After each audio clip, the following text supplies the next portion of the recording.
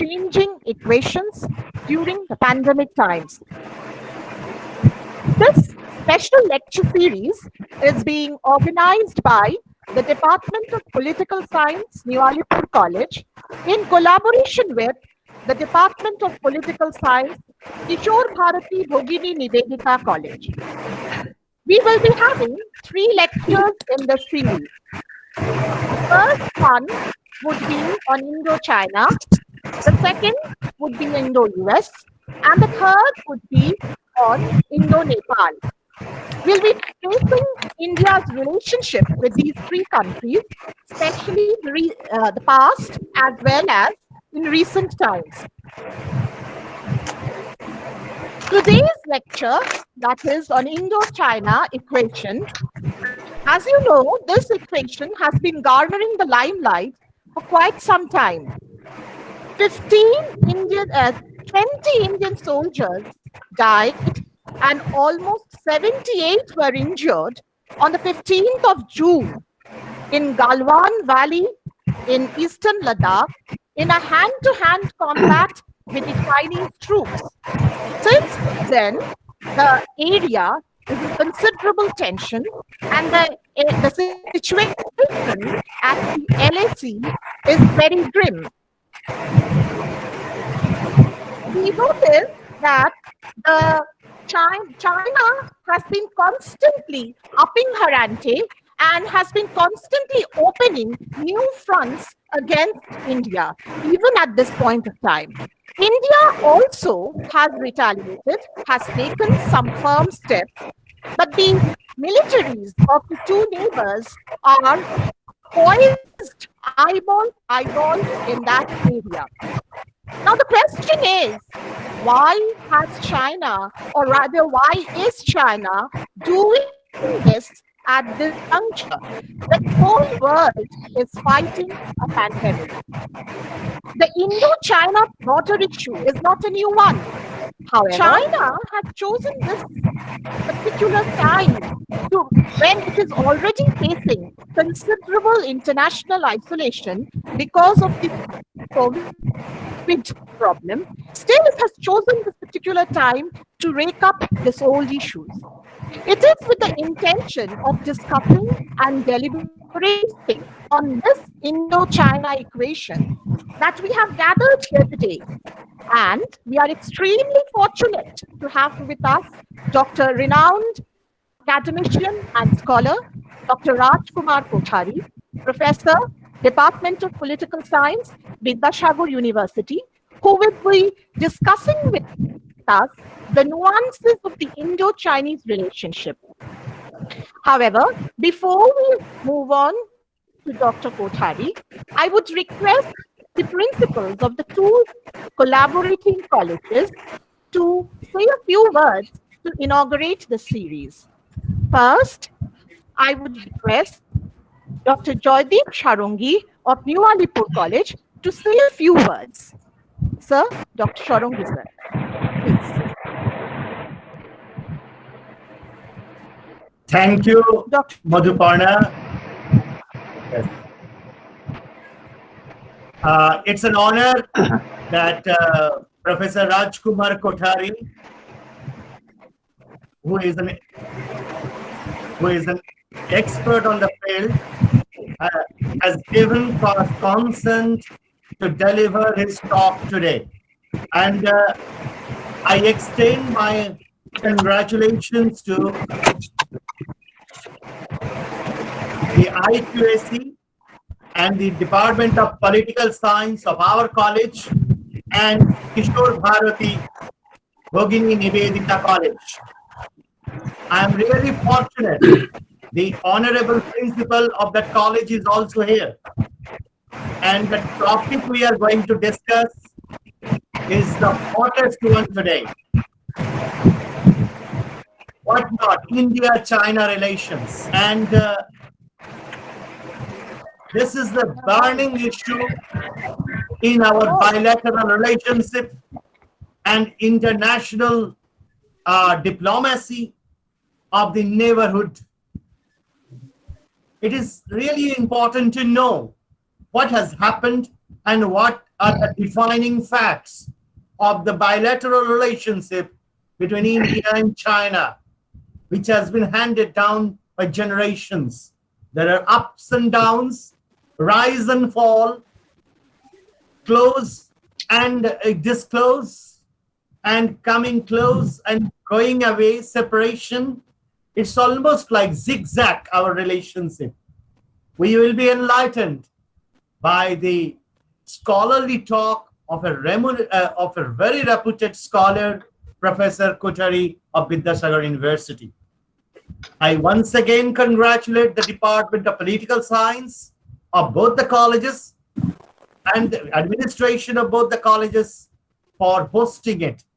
Thank you, the technical side being taken care of by the department and all distinguished participants.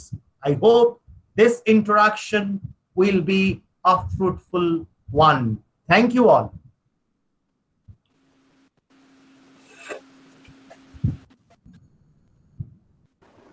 Thank you, sir. Thank you, sir. Now, I would request the principal of Kishore Bharati Bhogini Nivedita College, Dr. Ship Shankar Sana, to say a few words, sir. Dr. Shana, sir. Good evening, everybody. আজ আমরা যে বিষয় নিয়ে আলোচনা করতে চলেছি তার প্রধান বক্তা ডক্টর রাজকুমার কোঠারি মহাশয়, professor department of political science, Vidyasagar university. ওনার কাছে আমরা কৃতজ্ঞ কলেজের পক্ষ থেকে এবং আমার ব্যক্তিগত ভাবে ওনাকে কৃতজ্ঞতা জ্ঞাপন করছি যে উনি ওনার ব্যস্ততার মধ্যেও আমাদের জন্য একটু সময় উনি বেছে নিয়েছেন এবং আমাদের এই আলোচনা চক্রের সামিল হয়েছেন।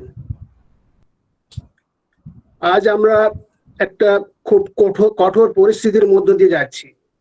কোভিড-19 যেটা বিশ্বের অতিমারী রূপ নিয়েছে এবং এর সঙ্গে প্রতিবেশী রাষ্ট্রগুলি যেভাবে তাদের আগ্রাসন নীতি এবং যুদ্ধমুখী মনোভাব প্রকাশ করেছে তাতে আমরা ভারতবাসী হিসেবে এখন খুবই সমস্যার মধ্যে কাটাচ্ছি। আজকের এই অনুষ্ঠানে আমি অন্যান্য যারা অধ্যাপক অধ্যাপিকা বৃন্দ দুই কলেজের পক্ষ থেকে এবং যারা বহিরাগত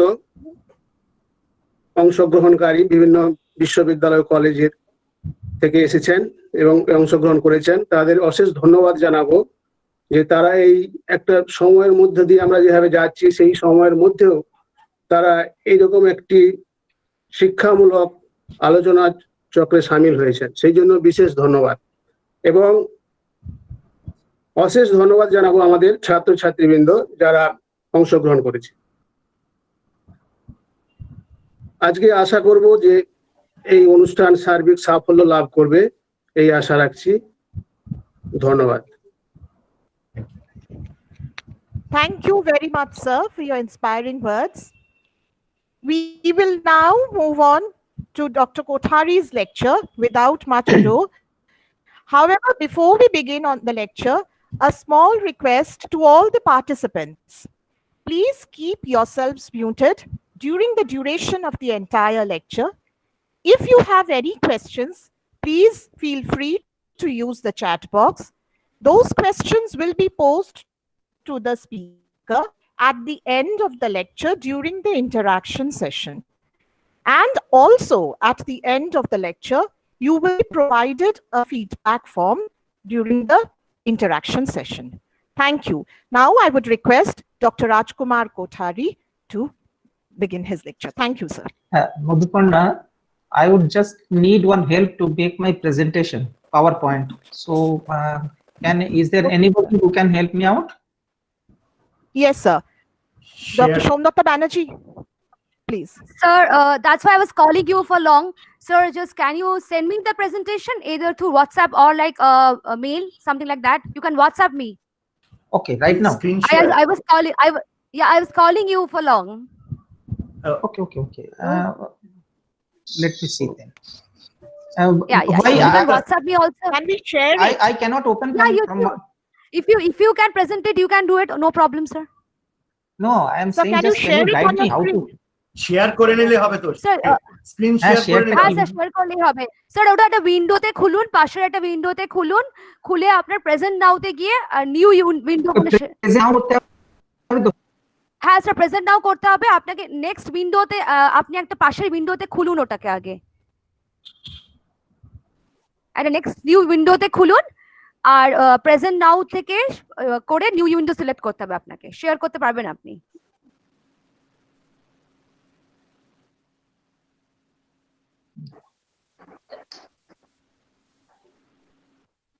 তাহলে আমি কি এখান থেকে তাহলে একবার আপাতত কি বেরিয়ে যেতে হবে?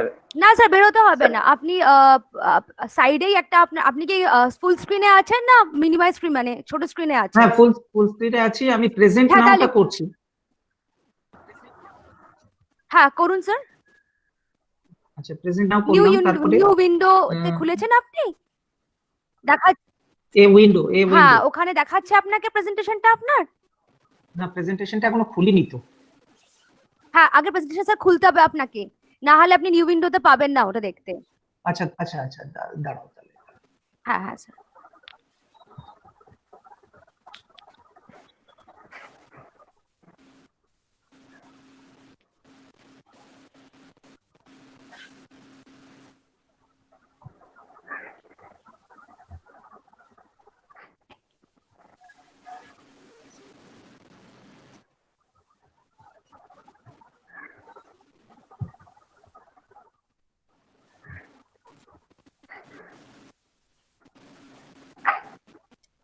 Participants, please stop presenting. Shonju Manna.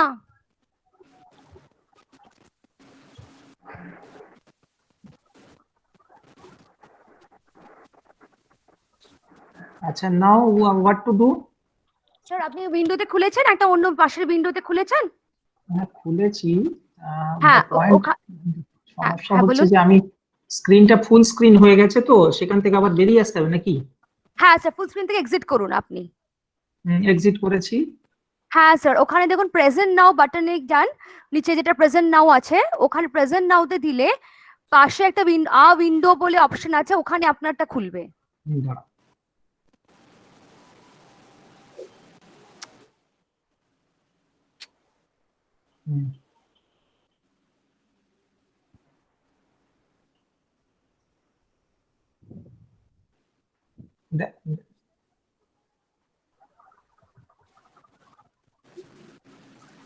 এটা কি হয়েছে? শেয়ার করতে পেরেছি আমি? না স্যার পারেনি আপনাকে। হ্যাঁ স্যার আচ্ছা, হয়েছে, তাহলে আমি মেল স্যার হচ্ছে স্যার এবার স্যার স্লাইড শো করলেই হবে। হ্যাঁ স্যার ঠিক আছে, পারফেক্ট। আচ্ছা, আমি ফার্স্ট স্লাইডে আবার চলে যাচ্ছি। হ্যাঁ স্যার।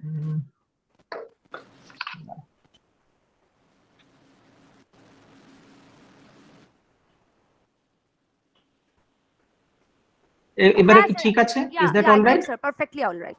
আপনি স্লাইড শো করুন, হয়ে যাবে স্যার। ওকে। হ্যাঁ sir, thank you. Okay. Very good evening, and it's indeed a matter of great privilege for me that I have been invited to deliver a talk on a very interesting and highly debatable topic at this point of time India is currently going through. That is India's changing equation during pandemic times, focus on India-China relations. I heartily thank and particularly congratulate the principal of New Alipur College, my head rather. First, he is my friend Joydeep, and then he is my colleague. So for giving me this opportunity to share my views on this particular topic, and I thank the Department of Political Science for arranging this lecture. And I am told that this is going to be a series of lecture series rather, So this is going to be an interesting one, and I wish the college, in fact, both the colleges rather, there are two colleges jointly organizing this program. So I thank and congratulate both the colleges for arranging this wonderful program. And I'm sure that in the coming days during pandemic time, our students will be immensely benefiting out of this kind of lecture series. Because there is no other option at this point of time other than depending on this virtual mode and online mode and so on and so forth. So without much delay, I would just straightway like to move on to my topic. That is, you can see from the screen, India's changing equation during pandemic times, focus on India-China relations. Before I move on, I would like the participants particularly to have a look on two important political maps where particularly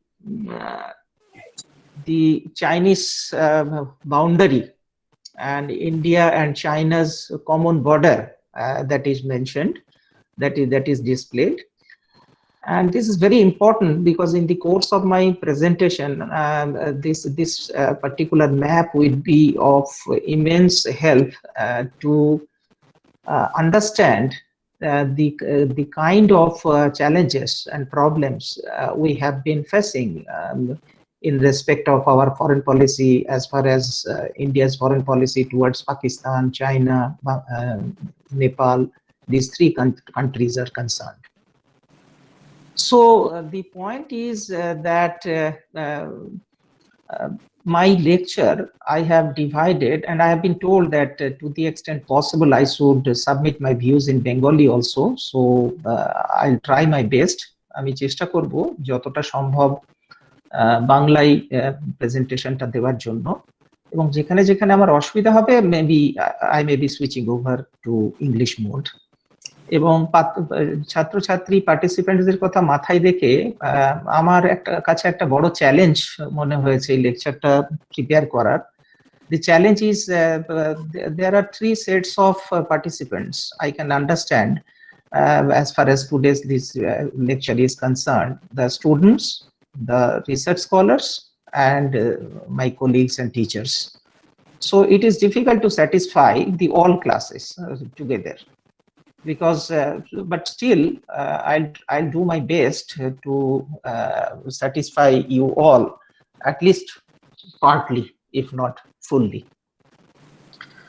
The important thing is that there are, before I move on to India-China relations, some hard facts I would like to share, so that my distinguished participants will be in a position to raise some questions at the end of my lecture.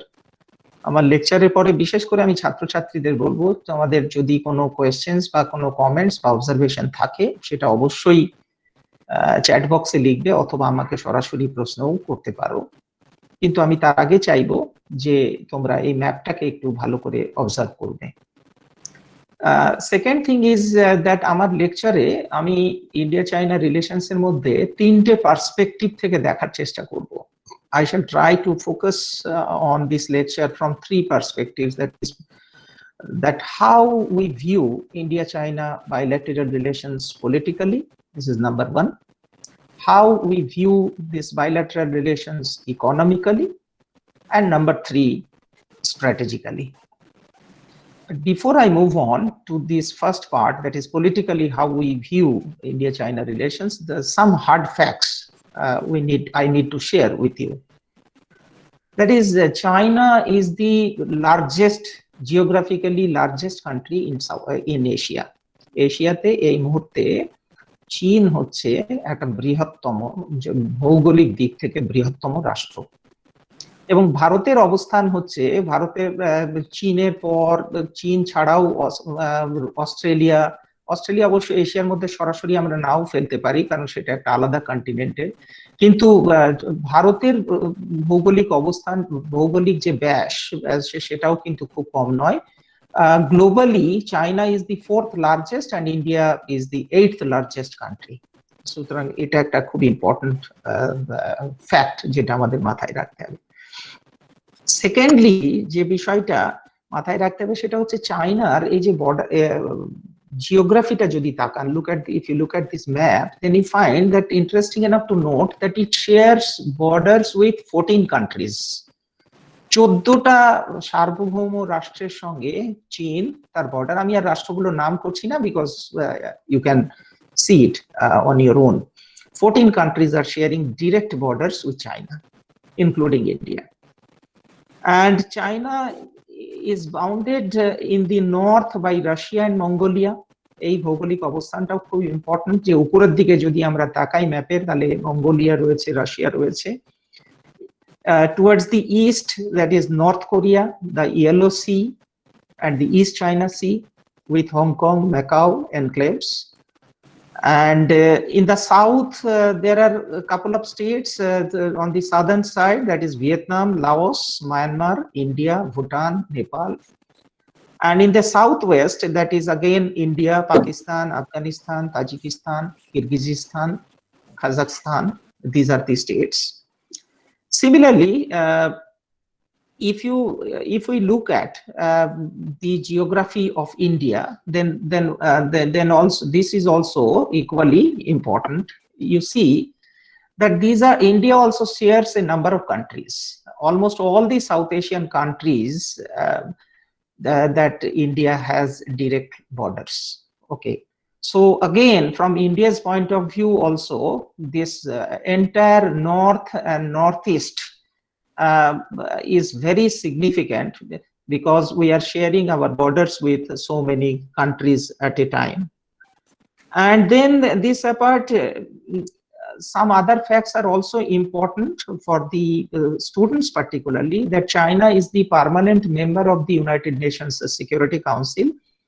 And India has been the non-permanent member of the UN Security Council. That means off and on it is elected at regular in the UN Security Council, but China is the permanent member. So this gives China mileage, ample mileage to maneuver in the arena of world politics. বিশ্ব রাজনীতিতে চীনের এটা একটা বড় important বিষয় হচ্ছে যে security কাউন্সিলের পার্মানেন্ট মেম্বার, ভারত কিন্তু পার্মানেন্ট মেম্বার আমরা নই, কিন্তু আমরা অস্থায়ী সদস্য হিসেবে রেগুলার ইন্টারভ্যালে 2 বছরের জন্য নির্বাচিত হচ্ছি।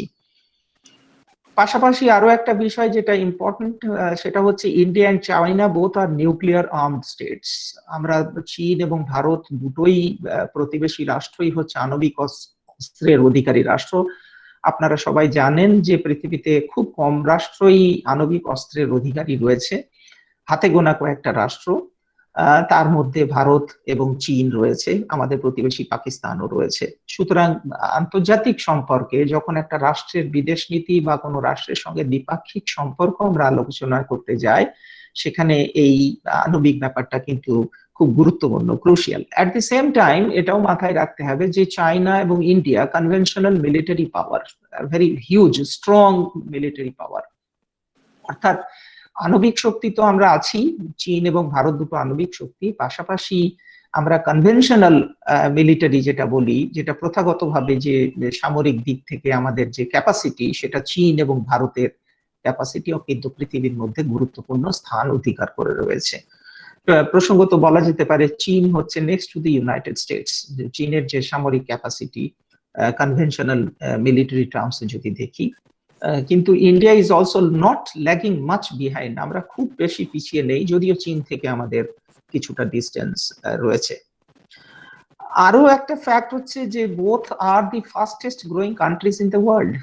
এই মুহূর্তে ভারত এবং চীন পৃথিবীর মধ্যে খুব কম রাষ্ট্রই রয়েছে যারা ফাস্টেস্ট গ্রোয়িং ইকোনমিক ক্যাটাগরিতে পড়ছে, তার মধ্যে ভারত রয়েছে এবং চীন রয়েছে। সুতরাং এই প্যান্ডেমিকের কারণে হয়তো চীন এবং ভারতের ইকোনমিক গ্রোথ রেট অনেকটাই পড়ে গেছে এবং ইকোনমিস্টরা একটা প্রেডিকশন করছেন যে হয়তো আমাদের গ্রোথ রেট 1% বা 1.5% নেমে যেতে পারে। সিমিলারলি চীনের গ্রোথ অতটা হয়তো গ্রোথ রেট কমবে না, কিন্তু equally they are affected by this pandemic in fact whole world is affected, সারা বিশ্বই এই প্যান্ডেমিকের দ্বারা প্রভাবিত, এবং কতদিন এটা চলবে সেটা আমরা কেউ জানি না। সেই জন্য সারা পৃথিবীর অর্থনীতি কিন্তু বিপর্যস্ত, এবং তার সঙ্গে সঙ্গে আমরা প্রতিবেশী রাষ্ট্র সমস্ত গুলোই। তা সত্ত্বেও এটা fastest growing economies in the world. এবং চীনের যে ইকোনমিক ক্যাপাসিটি, সেটা যখন আমি ইকোনমিক রিলেশনস আলোচনা করব তখন বলার চেষ্টা করব, সেটা হচ্ছে যে 14 trillion economy, whereas India is concerned it is around 3, not 3, up to 3, 2.9 trillion economy. সুতরাং যদি আমরা অর্থনৈতিক দিক থেকে আমাদের একটা কম্পারেটিভ অ্যানালিসিস করি, তাহলে দেখবো যে ভারতের থেকে প্রায় 5 গুণ শক্তিশালী হচ্ছে চীন অর্থনৈতিক দিক থেকে। সিমিলারলি ডিফেন্স দিক থেকেও যদি আমরা কম্পারেটিভ অ্যানালিসিস করি, তাহলে 4 times more powerful China compare to India approximately. Then এছাড়াও আরো কিছু বিষয় সেটা খুব ইম্পর্টেন্ট চীন ভারত দ্বিপাক্ষিক সম্পর্ক আলোচনার ক্ষেত্রে। একটা হচ্ছে কালচার। দুটোই ভারত এবং চীনের যে কালচার, যে সংস্কৃতি, সেটা হচ্ছে সেঞ্চুরিজ ওল্ড, এবং সভ্যতা, চীনের এবং ভারতের সভ্যতা পৃথিবীর মধ্যে হাতে গোনা কয়েকটা যে সভ্যতা রয়েছে, প্রাচীনতম তার মধ্যে ভারত এবং চীন রয়েছে। সুতরাং কালচারালি কিন্তু এই দুটো রাষ্ট্র সারা পৃথিবীতে একটা ছাপ রেখে চলেছে, কারণ এই দুটোই হচ্ছে oldest civilisations in the world. এবং বলা যেতে পারে যে এই দুটো সভ্যতারই পাশাপাশি গড়ে উঠেছে এবং এগিয়ে চলেছে। They have grown together side by side. এবং interesting enough to note that Buddhism, যেটা চীনে খুব বেশি জনপ্রিয়, সেটা ভারত থেকেই কিন্তু সেখানে ট্রাভেল করেছে। So Buddhism has travelled to China from India. সুতরাং culturally there is a strong affinity, strong bonding between India and China for centuries together. In fact more than 2000 years old. সুতরাং একটা কালচারাল পার্সপেক্টিভে যদি দেখি, এবং চীন এবং ভারতের মধ্যে, এবং সিমিলারলি ইকোনমিক পার্সপেক্টিভটাও আমরা যদি দেখি, বিষয়টা যখন আমি আলোচনা করব সেখানে বলার চেষ্টা করব, এটাও কিন্তু খুব পুরনো সম্পর্ক দুটো রাষ্ট্রের মধ্যে, এটা নতুন কিছু নয়। So these are some of the hard facts we need to understand, we need to take into account before we move on to India-China bilateral relations. The next point I'd like to submit before you is some key questions to be addressed. আমি কিছু প্রশ্ন তৈরি করেছি, যে প্রশ্নগুলোর উত্তর আমার প্রেজেন্টেশনে দেওয়ার চেষ্টা করব to the extent possible. তার মানে এই নয় যে এই প্রশ্নগুলোই সব আনসার দিয়ে দিচ্ছে চীন ভারত দ্বিপাক্ষিক সম্পর্কের ক্ষেত্রে, বাট প্রমিনেন্ট যে বিষয়গুলো আমার মনে হয়েছে চীন ভারত দ্বিপাক্ষিক সম্পর্কের মধ্যে, সেই কয়েকটা 3টে প্রশ্ন আমরা সিলেক্ট করেছি। এবং সেই 3টে মধ্যে পয়েন্ট নাম্বার 1 হচ্ছে, how far it is true that China's rise has challenged the existing global order. আমরা খুব শুনছি সারা পৃথিবীতে চীনের অভ্যুত্থান, চীনের উত্থান, চীন একটা গ্লোবাল পাওয়ার, চীন একটা ইকোনমিক পাওয়ার, চীন একটা সামরিক শক্তি, এটসেট্রা এটসেট্রা। সুতরাং একটা প্রশ্ন যেখান থেকে আমরা আলোচনাটা এগিয়ে নিয়ে যাব, সেটা হচ্ছে যে how far it is true that China's rise has challenged the existing global order. এটা কতটা সত্যি বা কতটা ঠিক যে বর্তমানে বিশ্ব ব্যবস্থার মধ্যে যে অর্ডারটা রয়েছে, সেই অর্ডারটাকে কতটা পরিমাণে চীন চ্যালেঞ্জ করছে। কারণ আমরা সবাই জানি 1945, পোস্ট 1945 যে ওয়ার্ল্ড অর্ডার, সেটা মার্কিন যুক্তরাষ্ট্রের নেতৃত্বে পৃথিবীতে প্রতিষ্ঠিত হয়েছিল, এবং সেই ওয়ার্ল্ড অর্ডারটাকে চায়না বর্তমানে চ্যালেঞ্জ করছে, এবং নতুন ধরনের একটা চায়না সেন্ট্রিক ওয়ার্ল্ড অর্ডার, চীন কেন্দ্রিক একটা বিশ্ব ব্যবস্থা প্রতিষ্ঠা করার লক্ষ্যে এগোতে চাইছে। সুতরাং কতটা সেটা সত্যি, কতটা ভুল। সেকেন্ড কোয়েশ্চেন হচ্ছে, to what extent China's economic and military might affect India China bilateral relations. অর্থাৎ ভারতের এবং চীনের অর্থনৈতিক এবং সামরিক শক্তি, যেটা একটু আগেই আমরা আলোচনা প্রসঙ্গে বলছিলাম, সেটা দুটো রাষ্ট্রের দ্বিপাক্ষিক সম্পর্ক কতটা পরিমাণে দুটো রাষ্ট্রের দ্বিপাক্ষিক সম্পর্ক এবং চীন এবং ভারতের এই অর্থনৈতিক এবং সামরিক শক্তির দ্বারা প্রভাবিত হচ্ছে। থার্ড যে কোয়েশ্চেন যে আমরা চাইনা's rise affect এটা সবাই আজকে আজকে চারিদিক হাটে বাজারে রাস্তায় সবাই আলোচনা করতে চান, জানতে চান। একটা কৌতূহল আমাদের মধ্যে তৈরি হয়েছে, সেটা হচ্ছে যে চীনের যে উত্থান অর্থনৈতিক এবং সামরিক দিক থেকে, সেটা কি ভারতের জাতীয় স্বার্থের পরিপন্থী হয়ে উঠছে? Is it affecting India's national interest in a major way? এটা কি ঠিক? যদি ঠিক হয় তাহলে কতটা ঠিক? These are the three fundamental questions আমি আপনাদের সামনে রাখছি এবং আলোচনাটাকে এবারে এগিয়ে নিয়ে যাওয়ার চেষ্টা করছি। এবং আলোচনা এগিয়ে নিয়ে যাওয়ার আগে আরেকটা কথা বলতে হয়, সেটা হচ্ছে চীনের সম্পর্কে, চীনের যে রাজনৈতিক ব্যবস্থা বর্তমানে রয়েছে সেটা সঙ্গে ভারতের একটা রাজনৈতিক দিক থেকে যদি একটা কম্পারেটিভ অ্যানালিসিস করি, তাহলে ভারত হচ্ছে একটা মাল্টি পার্টি ডেমোক্রেসি। 1947-এ আমরা স্বাধীনতা পাওয়ার পর থেকে আমাদের এই মাল্টি পার্টি ডেমোক্রেটিক সেটআপ নিয়ে আমাদের যাত্রাপথ শুরু করেছিলাম। সুতরাং আমরা হচ্ছি একটা বহুদলীয় গণতান্ত্রিক ব্যবস্থা এবং পৃথিবীর মধ্যে largest democracy in the world আমাদেরকে বলা হয়। আর অন্যদিকে চীন হচ্ছে একেবারে এক দলীয় রাজনৈতিক ব্যবস্থা। China is led, guided, governed, controlled by the Communist Party of China, that is the whole and sole party. সুতরাং চীন হচ্ছে একদলীয় রাজনৈতিক ব্যবস্থা যেখানে কমিউনিস্ট পার্টির প্রাধান্যটাই বেশি, আর আমাদের ক্ষেত্রে যেটা ইম্পর্টেন্ট সেটা হচ্ছে মাল্টি পার্টি ডেমোক্রেসি। এবং এই চীনে একদলীয় ব্যবস্থা থাকার ফলে চীনের অনেক সুবিধা হয়েছে। সেটা হচ্ছে চীনের যে পলিটিক্যাল সিস্টেম, এটা ভারতের মতন ডেমোক্রেটিক নয়, মাল্টি পার্টি সিস্টেমও নয়, এটা অটোক্রেটিক সিস্টেম। আপনারা জানেন, যারা খবরের কাগজ পড়েন, তারা 2019 সালে চীনে সংবিধান সংশোধন করে, 2018 শেষে বোধ হয় সম্ভবত, সেটা সংবিধান সংশোধন করে চীনের প্রেসিডেন্টের যে পদ সেটাকে পার্মানেন্ট করে দেওয়া হয়। অর্থাৎ Xi Jinping, who is currently the president of China, he will remain on the chair as long as he survives. সুতরাং সংবিধানটাকে এমন ভাবে সংশোধন করা হয়েছে যে সেখানে যতদিন শি জিনপিং বেঁচে থাকবেন ততদিনই কিন্তু তিনি রাষ্ট্রপতি থাকবেন। সুতরাং তার একটা নিজস্ব চিন্তা ভাবনা, তার একটা স্টাইল অফ ফাংশনিং, এবং সেটা কিন্তু চীনের বিদেশ নীতিতে, চীনের অর্থনীতিতে, চীনের সামরিক শক্তির উদ্ভবের ক্ষেত্রে খুব গুরুত্বপূর্ণ ভূমিকা পালন করে চলেছে বর্তমানে। আমাদের মতন দেশে কিন্তু আমরা এটা ভাবতে পারি না যে একজন রাষ্ট্রপতি হয়েছেন বা প্রধানমন্ত্রী হয়েছেন তিনি আজীবন প্রধানমন্ত্রী থাকবেন। এটা মাল্টি পার্টি ডেমোক্রেসি বা ডেমোক্রেসিতে সম্ভব নয়। আপনারা জানেন যে ইউনাইটেড স্টেটস বা পৃথিবীর বৃহত্তম অনেক বড় বড় গণতন্ত্র যে রাষ্ট্রগুলোতে রয়েছে সেখানে কিন্তু নির্দিষ্ট সময় 4 বছর 5 বছরের মেয়াদ থাকে রাষ্ট্রপতি বা প্রধানমন্ত্রীর। সুতরাং এই চীনের ক্ষেত্রে this gives extra mileage to Chinese president, এবং চীনের ক্ষেত্রে এটা হচ্ছে একটা বড় অ্যাডভান্টেজ যে চীন আগামী 30 বছর সময়ে কিভাবে নিজেকে সাজাবে, কোন পথ ধরে এগোবে, কিভাবে এগোবে।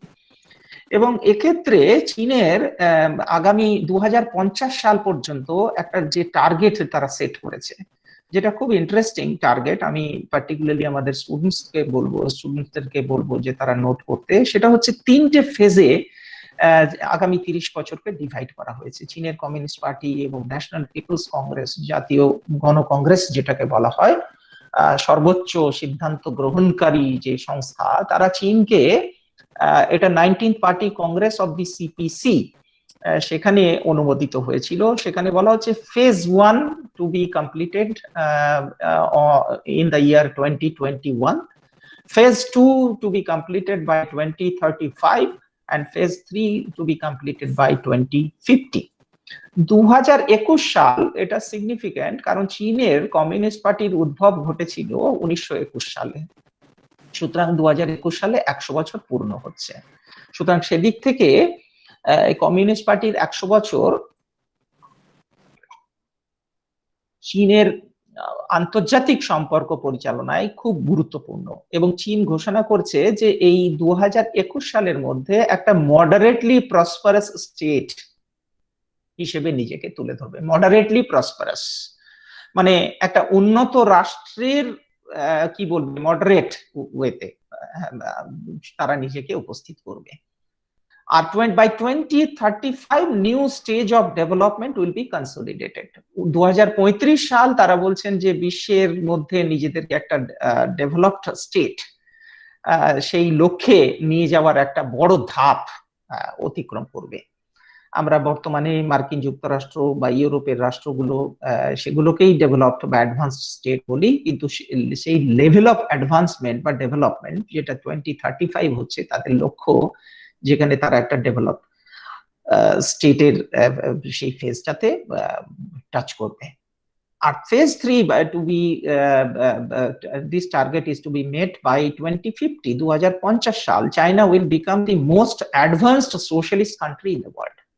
সারা পৃথিবীর মধ্যে একমাত্র সমাজতান্ত্রিক রাষ্ট্র হিসেবে এবং উন্নততম রাষ্ট্র হিসেবে চায়না নিজেকে তুলে ধরবে। সুতরাং এই যে টার্গেট, এটা চীনের মতন রাষ্ট্রের পক্ষেই, একটা অটোক্রেটিক স্টেট, তাদের পক্ষে এইভাবে টার্গেট গুলো রাখা এবং মিট করা সম্ভব। কারণ গণতান্ত্রিক ব্যবস্থায় অনেক সমস্যা আছে, আবার অনেক অ্যাডভান্টেজও আছে, আমি সেই বিতর্কে যাচ্ছি না। বাট দি পয়েন্ট ইজ, এইভাবে 2050 সাল পর্যন্ত চীন কোন পথ ধরে কিভাবে এগোবে সেই বিষয়গুলো কিন্তু তারা অলরেডি ডিসাইড করে রেখেছে। এখন চীনের আরো, ভারত চীন পলিটিক্যাল রিলেশনস এর বিষয়টা আলোচনার আগে আরো দু একটা বিষয় এখানে বলতে হয়। সেটা হচ্ছে যে চীনের বিদেশ নীতিতে কতগুলো গুরুত্বপূর্ণ বৈশিষ্ট্য রয়েছে। সেই বৈশিষ্ট্যগুলোর মধ্যে আমি দু একটার বৈশিষ্ট্যের কথা বলছি। সেটা হচ্ছে যে over the years China has transformed itself from an assertive to aggressive power. Assertive power হচ্ছে যে আমি নিজেকে সবসময় অ্যাসার্ট করার চেষ্টা করছি, অর্থাৎ আন্তর্জাতিক সম্পর্কে অন্য প্রতিবেশী রাষ্ট্র তো বটেই, এবং সারা পৃথিবীর অন্যান্য রাষ্ট্রের উপরে নিজের প্রভাব, প্রতিপত্তি, কর্তৃত্ব বিস্তার করবার জন্য উদ্যোগী নিচ্ছি, যেটাকে ইংরেজিতে বলছি অ্যাগ্রেসিভ পাওয়ার। অ্যাগ্রেসিভ মানে একটা অ্যাগ্রেশন রয়েছে। সিংহ যেরকম ভীষণ হিংস্র ভাবে তার কাজকর্ম পরিচালনা করে, ঠিক একইভাবে চীনের মধ্যে একটা অ্যাগ্রেশন রয়েছে। সেই জন্য চীনের অ্যাসার্টিভনেস এটা সারা পৃথিবীকে কিন্তু ভাবিয়ে তুলেছে বিদেশ নীতিতে, এবং আন্তর্জাতিক সম্পর্কে এর একটা ব্যাপক প্রভাব আমরা পড়তে দেখছি। এবং তার পাশাপাশি দেখছি যে over the years China has been shifting its stand from non interference to militarisation of foreign policy. একটা সময় পর্যন্ত চীন নন ইন্টারফিয়ারেন্সের নীতিতে বিশ্বাস করতো, যে অন্যের সার্বভৌমত্বে হস্তক্ষেপ করব না, অন্যের অভ্যন্তরীণ ব্যাপারে নাক গলাবো না। কিন্তু সেখান থেকে বেরিয়ে এসে, বিশেষ করে আমরা বলছি এই শি জিনপিং এর জমানাতে, মিলিটারাইজেশন অফ ফরেন পলিসি, যে ফরেন পলিসির একটা সামরিকীকরণ, যেটা আমরা একাধিক উদাহরণ আমরা দিতে পারি। বর্তমানের লাদাখ অঞ্চলে যে চীন ভারতের যে স্ট্যান্ড অফ চলছে, সেটাকে একটা উদাহরণ দেওয়া যেতে পারে। সাউথ চাইনা সি, সেখানে চীনের যে আগ্রাসী মনোভাব, আগ্রাসী নীতি, সেটার এক্সাম্পল দেওয়া যেতে পারে। এবং আরো এরকম অসংখ্য এক্সাম্পল রয়েছে যেখানে আমরা দেখছি যে ক্রমশ যত দিন যাচ্ছে militarisation of foreign policy of China, এই ব্যাপারটা আমরা খুব বেশি করে চীনের বিদেশ নীতিতে লক্ষ্য করছি। এবং আন্তর্জাতিক ক্ষেত্রে তার প্রভাব প্রতিপত্তি বিস্তার করবার জন্য চীন একটা, আপনারা সবাই জানেন, খবরের কাগজে প্রায় আমরা পড়ি, সেটা হচ্ছে বেল্ট অ্যান্ড রোড ইনিশিয়েটিভ। এটাকে বলা হয় বেল্ট অ্যান্ড রোড ইনিশিয়েটিভ বলে একটা ইনিশিয়েটিভ চায়না নিয়েছে। তার ফলে সারা পৃথিবীর সঙ্গে, মোটামুটি ইউরোপ এবং আফ্রিকা, এশিয়া, এই রাষ্ট্রগুলোর সঙ্গে সড়ক পথে, জলপথে একটা প্রত্যক্ষ যোগাযোগ তৈরি করার জন্য ইনফ্রাস্ট্রাকচার ডেভেলপমেন্টের প্রোগ্রাম, এটাকে বলা হয় বেল্ট অ্যান্ড রোড ইনিশিয়েটিভ। এই বেল্ট অ্যান্ড রোড ইনিশিয়েটিভের মাধ্যমে ইকোনমিক্যালি, মিলিটারিলি এবং পলিটিক্যালি সারা পৃথিবীতে চীন তার প্রভাব প্রতিপত্তি, কর্তৃত্ব, এবং অলরেডি 70টা রাষ্ট্রের সঙ্গে চীন দ্বিপাক্ষিক চুক্তি সম্পাদন করেছে এই বেল্ট অ্যান্ড রোড ইনিশিয়েটিভস এর তার যে এজেন্ডা, সেটাকে বাস্তবায়িত করবার জন্য, সেটাকে এগিয়ে নিয়ে যাওয়ার জন্য। এবং এই সবটাই সম্ভব হচ্ছে, সেটা আমাদের মাথায় রাখতে হবে, যে চীনের অর্থনীতি, চীনের যে second largest economy in the world, এবং এটা অর্থনীতির একটা বিশেষ সাকসেস স্টোরি রয়েছে। যে যতই আমরা একটা চীনকে অটোক্রেটিক স্টেট বলি না কেন বা আনডেমোক্রেটিক স্টেটের পর্যায়ে ফেলি না কেন, কিন্তু ইকোনমিক্যালি এর যে সাকসেস স্টোরি, সেটা কিন্তু সারা পৃথিবীতে চীনকে এই মাইলেজটা দিচ্ছে, যাতে তার আগ্রাসী মনোভাব, অ্যাসার্টিভ ফরেন পলিসি, সেটাকে যাতে তারা কার্যকর করতে পারে। যদিও এই চীনের যে সাকসেস স্ট্র্যাটেজির কথা বলছি অর্থনৈতিক ক্ষেত্রে, এই প্রসঙ্গটা আমরা পরে আসব, কিন্তু মূলত এই কয়েকটা বিষয় চীন সম্পর্কে আমাদের জানতে হবে যে আমরা চীন ভারত দ্বিপাক্ষিক সম্পর্ক আলোচনার ক্ষেত্রে। এবারে আমি সরাসরি চলে আসছি ভারত এবং চীনের যে তিনটে ফেজে আমি খুব সংক্ষেপে আলোচনা করব, এবং আমি মধুপর্ণাকে বলবো আমাকে একটু রিমাইন্ড করিয়ে দেবে যদি আমি বেশি সময় নিয়ে ফেলি, তবু চেষ্টা করব লিমিটেড টাইমের মধ্যেই আমার আলোচনাটা শেষ করতে। সেটা হচ্ছে politically how we view India China bilateral relations. সেটা হচ্ছে 1947 থেকে আমরা যাত্রাপথ শুরু করেছি। চীন 1949 থেকে একটা কমিউনিস্ট স্টেট হিসাবে নিজেদেরকে প্রতিষ্ঠিত করেছে, এটা আমাদের জানা কথা। কিন্তু যেটা অনেকে ছাত্রছাত্রীদের কাছে অজানা সেটা হচ্ছে যে এই 50-এর দশক বা 60-এর দশক বা 70-এর দশক পর্যন্ত চীন কিন্তু ভারতের থেকে অর্থনৈতিক দিক থেকে, সামরিক দিক থেকে অনেকটা, বিশেষ করে অর্থনৈতিক দিক থেকে অনেক পিছিয়ে ছিল। So China was a backward state compared to India during the decades 1950s, 1960s, 1970s. তাহলে ভাবুন যে এরকম একটা জায়গা থেকে 70-এর দশক পর্যন্ত যেখানে চীনের অর্থনীতি একটা ডেভেলপিং ওয়ার্ল্ডের অর্থনীতিকে রিপ্রেজেন্ট করছে, সেখানে আজকে 2020-তে second largest economy in the world. সুতরাং এটা একটা সিগনিফিক্যান্ট কি বলবো লিপ ফরওয়ার্ড আমরা বলতে পারি। পলিটিক্যাল রিলেশনস এর মধ্যে যেটা ইম্পর্টেন্ট সেটা হচ্ছে 1954, যেখানে পঞ্চশীল একটা চুক্তি, যেটা ছাত্রছাত্রীরা সবাই জানেন, যে সম্পাদিত হয়েছিল ভারত এবং চীনের মধ্যে। এবং এটা মনে করা হয়েছিল যে দুটো প্রতিবেশী রাষ্ট্র তারা শান্তিপূর্ণ সহাবস্থানের নীতিতে বিশ্বাস করবে, যেটা পঞ্চশীল প্রিন্সিপালের একটা গুরুত্বপূর্ণ বিষয় ছিল। একে অন্যের অভ্যন্তরীণ ব্যাপারে হস্তক্ষেপ করবে না, পরস্পরকে তারা সম্মান করবে, এটসেট্রা এটসেট্রা এটসেট্রা। এবং একটা ফ্রেমওয়ার্ক চৌ এন লাই এবং পন্ডিত জওহরলাল নেহেরু এই পঞ্চশীলের মাধ্যমে আমাদের সামনে রাখলেন যে আগামী দিনে চীন ভারত দ্বিপাক্ষিক সম্পর্কটা এই পঞ্চশীল প্রিন্সিপালকে সামনে রেখেই এগোবে। কিন্তু সেটা কিন্তু খুব বেশি দিন এগোতে পারেনি। তার কারণ হচ্ছে আমরা সবাই জানি 1962 এবং তারপরে আরো দুটো অকেশন 1967 এবং তারপরে আরেকটা অকেশন যেখানে চায়নার সাথে রেগুলার ইন্টারভেলে আমাদের বর্ডার কনফ্লিক্ট, বর্ডার ক্ল্যাশ হচ্ছে বিভিন্ন জায়গায়। সুতরাং 62টাকে একটা বর্ডার কনফ্লিক্ট, একটা লার্জ স্কেল কনফ্লিক্ট, অনেকে ওয়ার বলেন এটাকে, আবার অনেক বিশেষজ্ঞরা এটাকে বর্ডার কনফ্লিক্ট বলেন। তো আমরা একটা সাইনো ইন্ডিয়ান ওয়ার বলি বা বর্ডার কনফ্লিক্ট যাই বলি না কেন, কিন্তু এটা একটা ল্যান্ডমার্ক ডেভেলপমেন্ট যেটা চীন ভারত দ্বিপাক্ষিক সম্পর্কে ব্যাপক প্রভাব ফেলেছে এবং তার প্রভাবটা আজও আমরা কাটিয়ে উঠতে পারিনি। 1962-তে ভারতের যে শোচনীয় পরাজয় চীনের কাছে, মানে আমরা সারেন্ডার করেছিলাম ভারতীয়, এবং তার অনেক কারণ রয়েছে, সেই কারণগুলোর মধ্যে আমি যাচ্ছি না, কারণ 50-এর দশকে নেহরুজির একটা আদর্শ বা নীতি ছিল যে সামরিক খাতে আমরা বেশি খরচ করব না, বেশি ব্যয় বরাদ্দ করব না, কারণ ভারত একটা তৃতীয় বিশ্বের অনুন্নত রাষ্ট্র, আমাদেরকে অনেকটা পথ হাঁটতে হবে, অনেকটা এগিয়ে যেতে হবে। সুতরাং আমরা যদি এখনই সামরিকীকরণের পথ ধরি তাহলে আমাদের জাতীয় স্বার্থ, মানুষের স্বার্থ, মানুষের লিভিং স্ট্যান্ডার্ডটাকে আপগ্রেড করা, এলিভেট করা, এগুলো বাধাপ্রাপ্ত হবে। সেই জন্য আমরা খুব একটা সামরিকীকরণের উপরে জোর দিইনি, যার পরিণতি হচ্ছে 1962 বর্ডার কনফ্লিক্ট।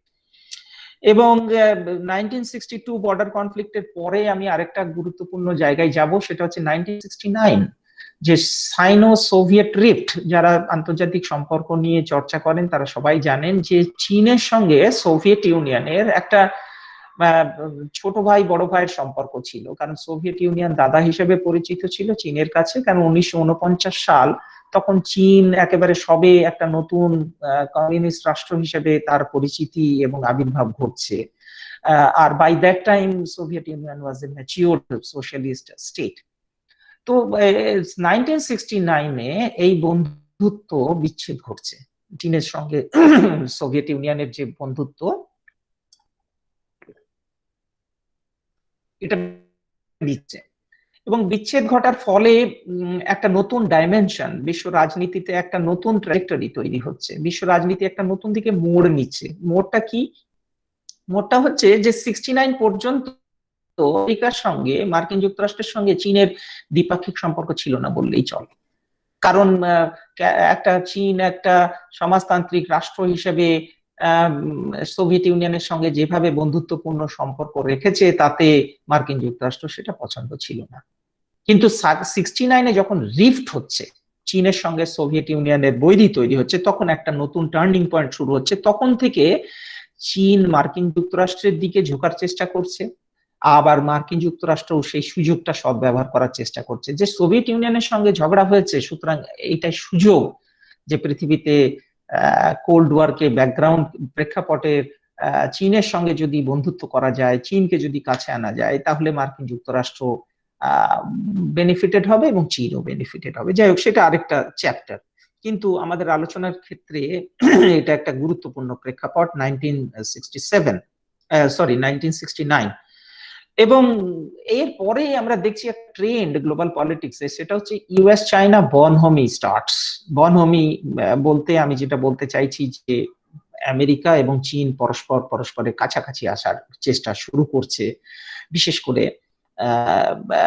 তারা strategically, politically, economically etcetera etcetera. এর মধ্যেই 1982 একটা সিগনিফিক্যান্ট ডেভেলপমেন্ট ঘটছে, সেটা হচ্ছে চীনের নতুন সংবিধান গৃহীত হচ্ছে। 1982 আগে বহুবার চীন তার পুরনো সংবিধান ফেলে দিয়েছে এবং নতুন সংবিধান গ্রহণ করেছে। 82 সংবিধানটা খুব ক্রুশিয়াল, খুব সিগনিফিক্যান্ট। তার কারণ হচ্ছে যে 82 সংবিধানে China for the first time একটা র্যাডিক্যাল ইকোনমিক রিফর্মস এর একটা পরিকল্পনা ঘোষণা করছে। সেটা হচ্ছে যে আমরা রাজনৈতিক দিক থেকে যেরকম আছি সেরকমই থাকবো, ওয়ান পার্টি ডমিনেট সিস্টেম, একটা কমিউনিস্ট মডেল, বাট ইকোনমিক্যালি অর্থনৈতিক দিক থেকে আমরা যেটা করব সেটা হচ্ছে যে বিদেশি বিনিয়োগ, বিদেশি মূলধন এটাকে ওয়েলকাম করব, যাতে আমাদের অভ্যন্তরীণ যে চাহিদা, অভ্যন্তরীণ যে প্রয়োজন এবং দেশকে উন্নত করবার জন্য ইকোনমিক লিবারালাইজেশন, এই সমস্ত প্রক্রিয়া ওই 1982 পর শুরু হচ্ছে। আমি এই যে প্রেক্ষাপটগুলো বলছি, এগুলো গ্লোবাল পলিটিক্স এর প্রেক্ষাপট, যেগুলো ভারত চীন দ্বিপাক্ষিক সম্পর্কের ক্ষেত্রে সরাসরি প্রভাব ফেলছে। এবং সেই প্রভাবটা কিরকম, যে 1962 পর থেকে কিছু সময় আমরা চীনের সঙ্গে যোগাযোগ বিচ্ছিন্ন করে রেখেছিলাম, এবং তারপরে আমরা আস্তে আস্তে 1988 এই সালটা চীন ভারত রাজনৈতিক সম্পর্কের ক্ষেত্রে কিন্তু গুরুত্বপূর্ণ। রাজীব গান্ধী ভিজিট করছেন চীন, এবং সেই সময়ে দুটো দেশের মধ্যে অনেকগুলো চুক্তি সম্পাদিত হচ্ছে। সেই চুক্তি অনুযায়ী দুটো দেশের মধ্যে রাজনৈতিক সম্পর্ক, অর্থনৈতিক সম্পর্ক, বিশেষ করে বর্ডারকে কেন্দ্র করে, যে বর্ডারকে নিয়ে আজকেও আমাদের স্ট্যান্ড অফ চলছে, সমস্যা চলছে।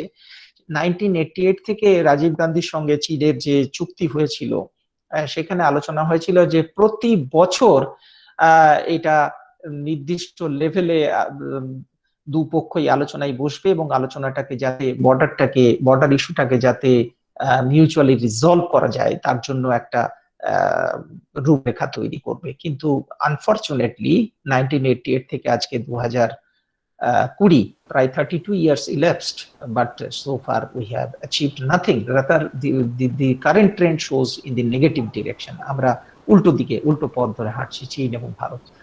কিন্তু 1988টা একটা সিগনিফিক্যান্ট ল্যান্ডমার্ক বলা যেতে পারে, কারণ তার আগে তো আমাদের সম্পর্কটাই ছিন্ন করে রেখেছিলাম, খুব বেশি আমাদের যোগাযোগ ছিল না, আমরাও চীনের ব্যাপারে খুব ইন্টারেস্ট নিইনি। আরেকটা বিষয় রাজনৈতিক ক্ষেত্রে যেটা বলার, সেটা হচ্ছে দুটো রাষ্ট্রের ঘরানাটা, চীন এবং ভারতের রাজনৈতিক ঘরানাটা আলাদা ছিল।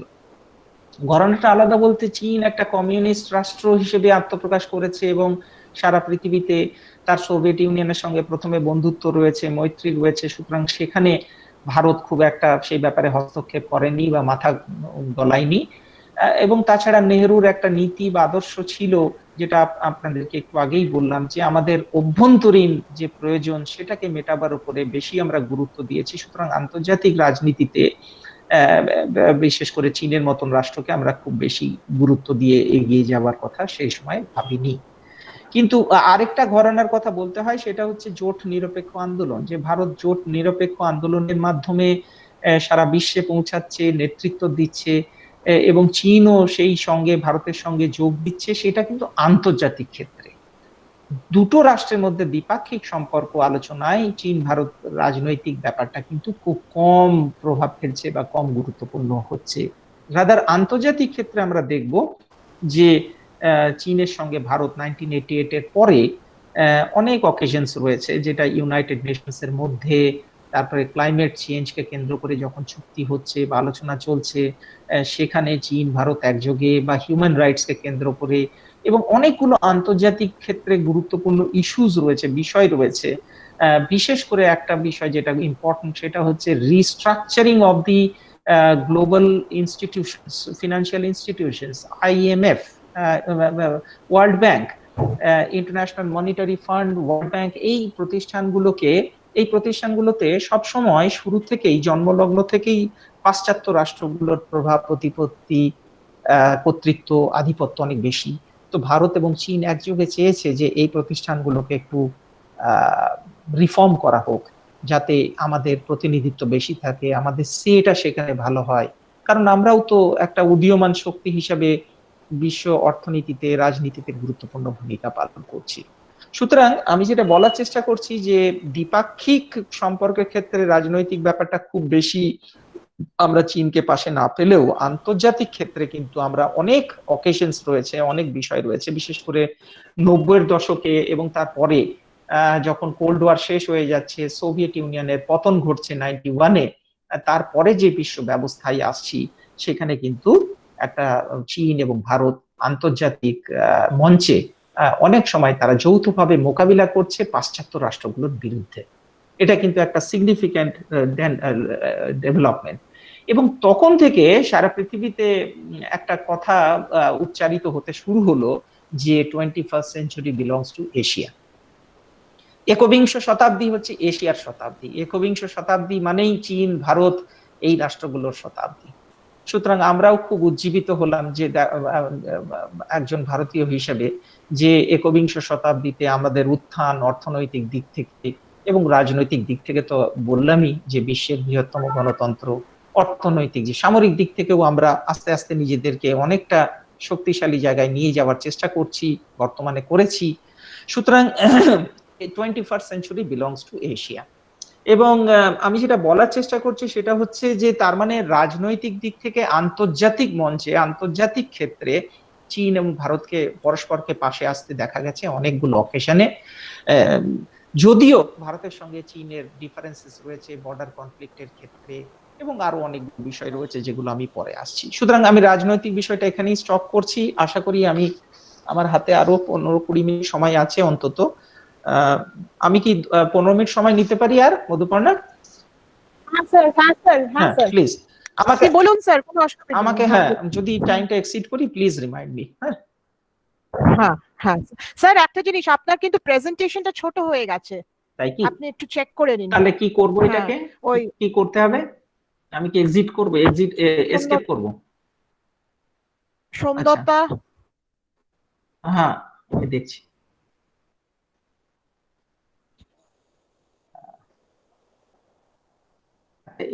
এইবার এইবার কি ঠিক আছে প্রেজেন্টেশনটা? আমি বাড়াচ্ছি। হ্যাঁ না স্যার, ফুল স্ক্রিন করুন, ফুল স্ক্রিন। আমি করছি, ফুল স্ক্রিন করতে হবে, আসছে না কিন্তু এখন। এবারে না স্যার, এখনো আসছে না। সোমদত্তা, তুই মিউটেড আছিস। স্যার প্রেজেন্টেশনটাকে সরিয়ে দিন, আরেকবার দিন। আপটা ফ্রিজ করে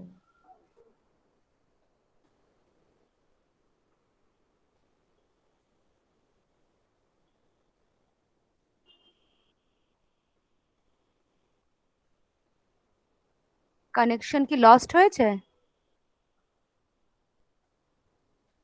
এমডি ওনার কানেকশনটা লস্ট হয়ে গেছে, ওনার ইজ নট দেয়ার। একটু ওনাকে কল করো একবার। ওনার কানেকশন লস কিন্তু। হ্যাঁ স্যার, ওনাকে ফোন করো এমডি একবার। উনি রিজয়েন করে যাবেন। ওনাকে ফোন করবো, উনি তো রিজয়েন করে যাবেন। হ্যাঁ উনি বোধহয় বুঝতে পারছেন না, ওনাকে ফোন করে স্যার আছেন? আমি কি অডিবল আছি? হ্যাঁ আপনি audible sir.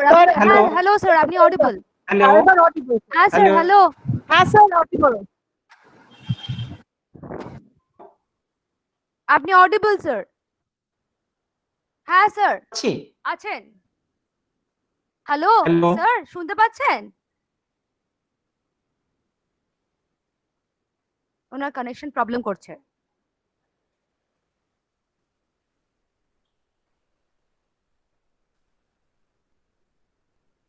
Hello hello hello hello হ্যাঁ স্যার, হ্যালো হ্যালো। আমি মোবাইল থেকে অ্যাক্সেস করছি।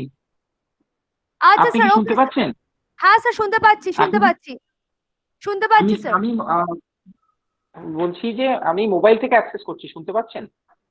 হ্যাঁ পাচ্ছি স্যার, হ্যাঁ, আমি পাচ্ছি। তাহলে মোবাইল থেকে পাচ্ছি স্যার, আমি পাচ্ছি।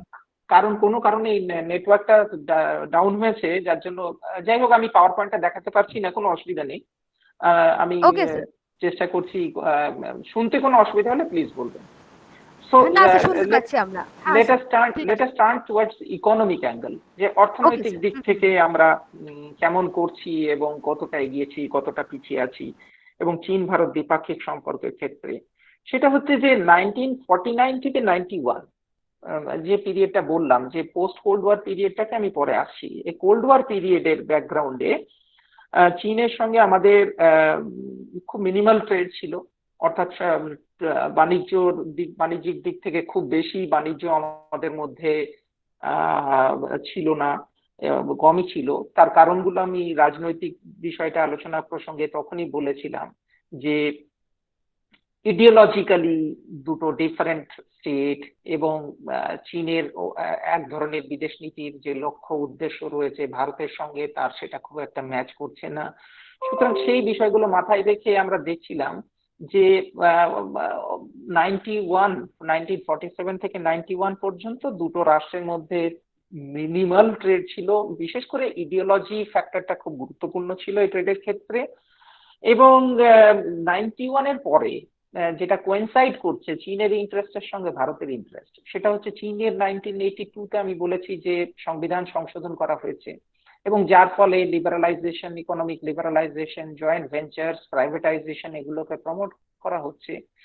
একইভাবে 91-এর মনমোহন সিং এর নেতৃত্বে আমরা র্যাডিক্যাল ইকোনমিক রিফর্মস প্রোগ্রামটাকে ইন্ট্রোডিউস করলাম, এবং সেই ইকোনমিক রিফর্মসটাকে যখন ইন্ট্রোডিউস করছি সেখানে আমরাও গ্লোবালাইজেশনটাকে বেনিফিটস গুলোকে নেওয়ার জন্য আমরা আরো বেশি করে উদ্যোগী হতে শুরু করলাম। এবং সেখানে আমাদের সামনে অনেক চ্যালেঞ্জেস ছিল, কিন্তু আমরা তা সত্ত্বেও এই liberalisation of economy, privatisation of economy, joint ventures, foreign direct ইনভেস্টমেন্টকে ওয়েলকাম করতে শুরু করছি।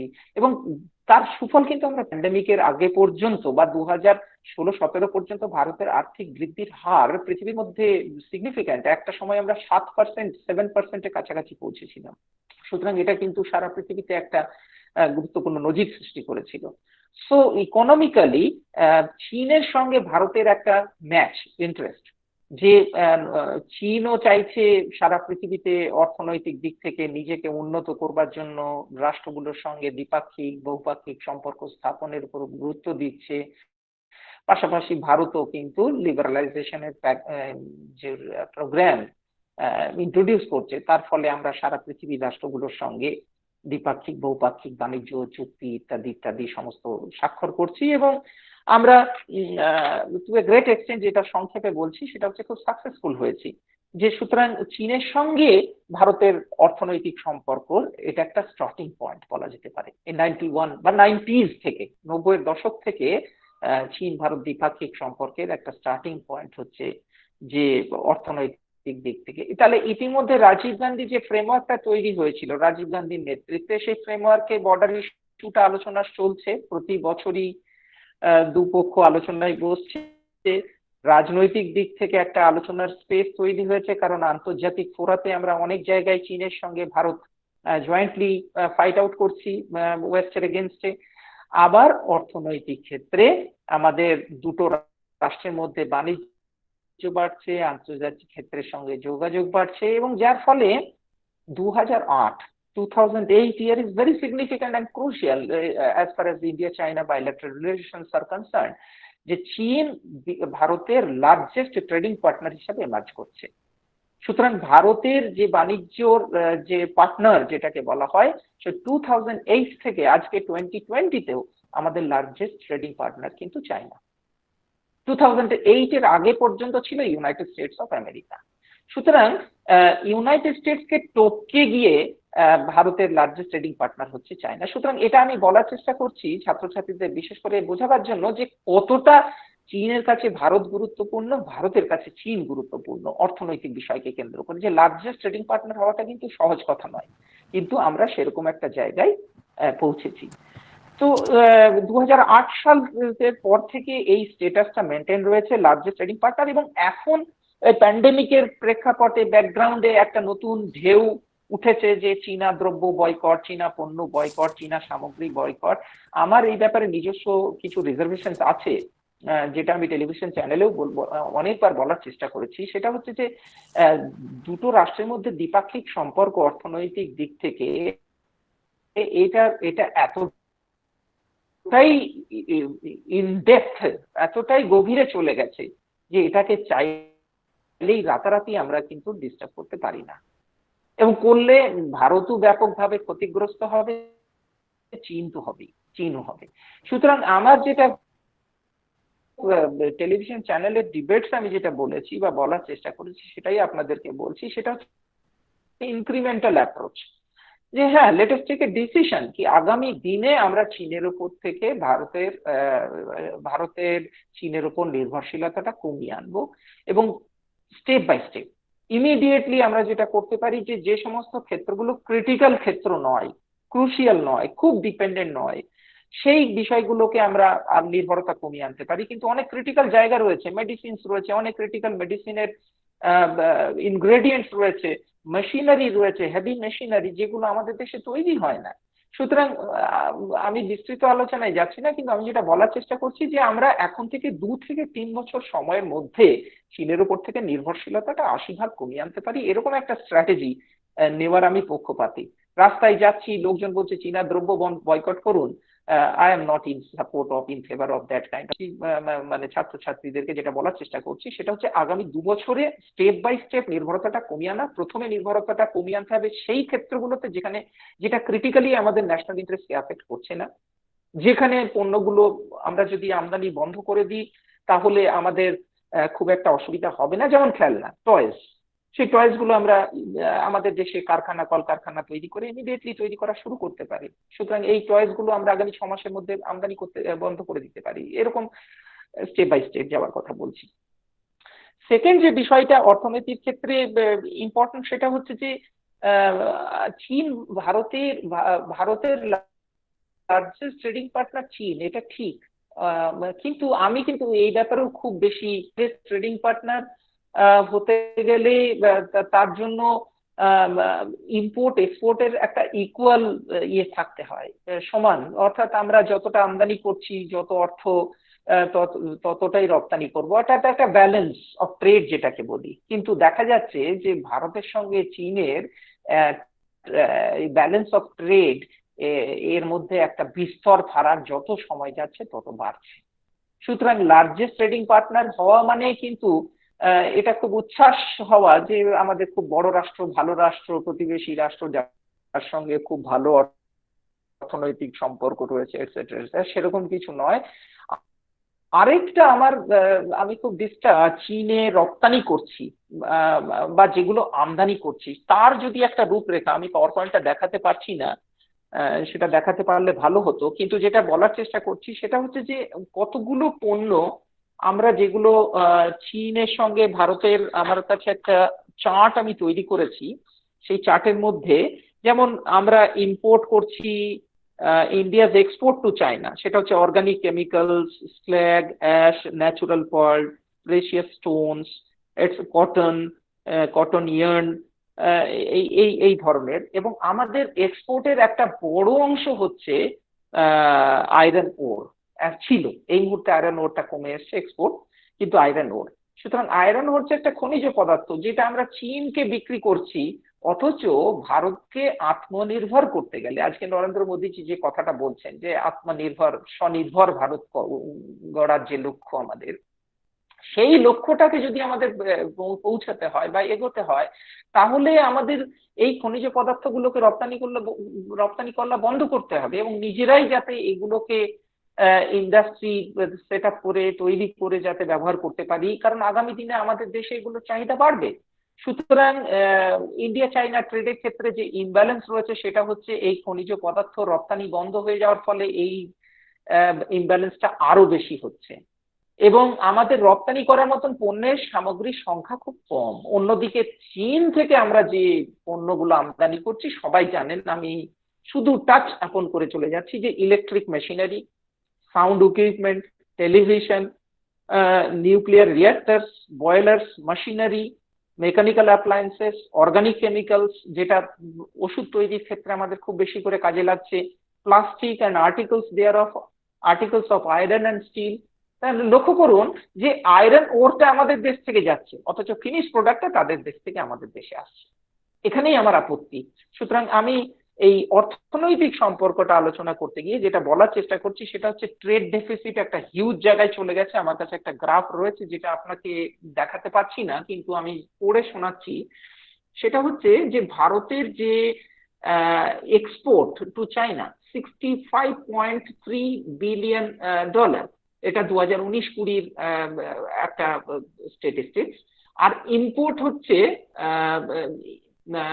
ভারত ইম্পোর্ট করছে 65.3 বিলিয়ন ইউএস ডলার আর এক্সপোর্ট করছে 16.6 বিলিয়ন ইউএস ডলার। তাহলে ট্রেড ডেফিসিটটা বুঝতে পারছেন কতটা, 48.7 ডলার, 48 বিলিয়ন ইউএস ডলার হচ্ছে ট্রেড ডেফিসিট।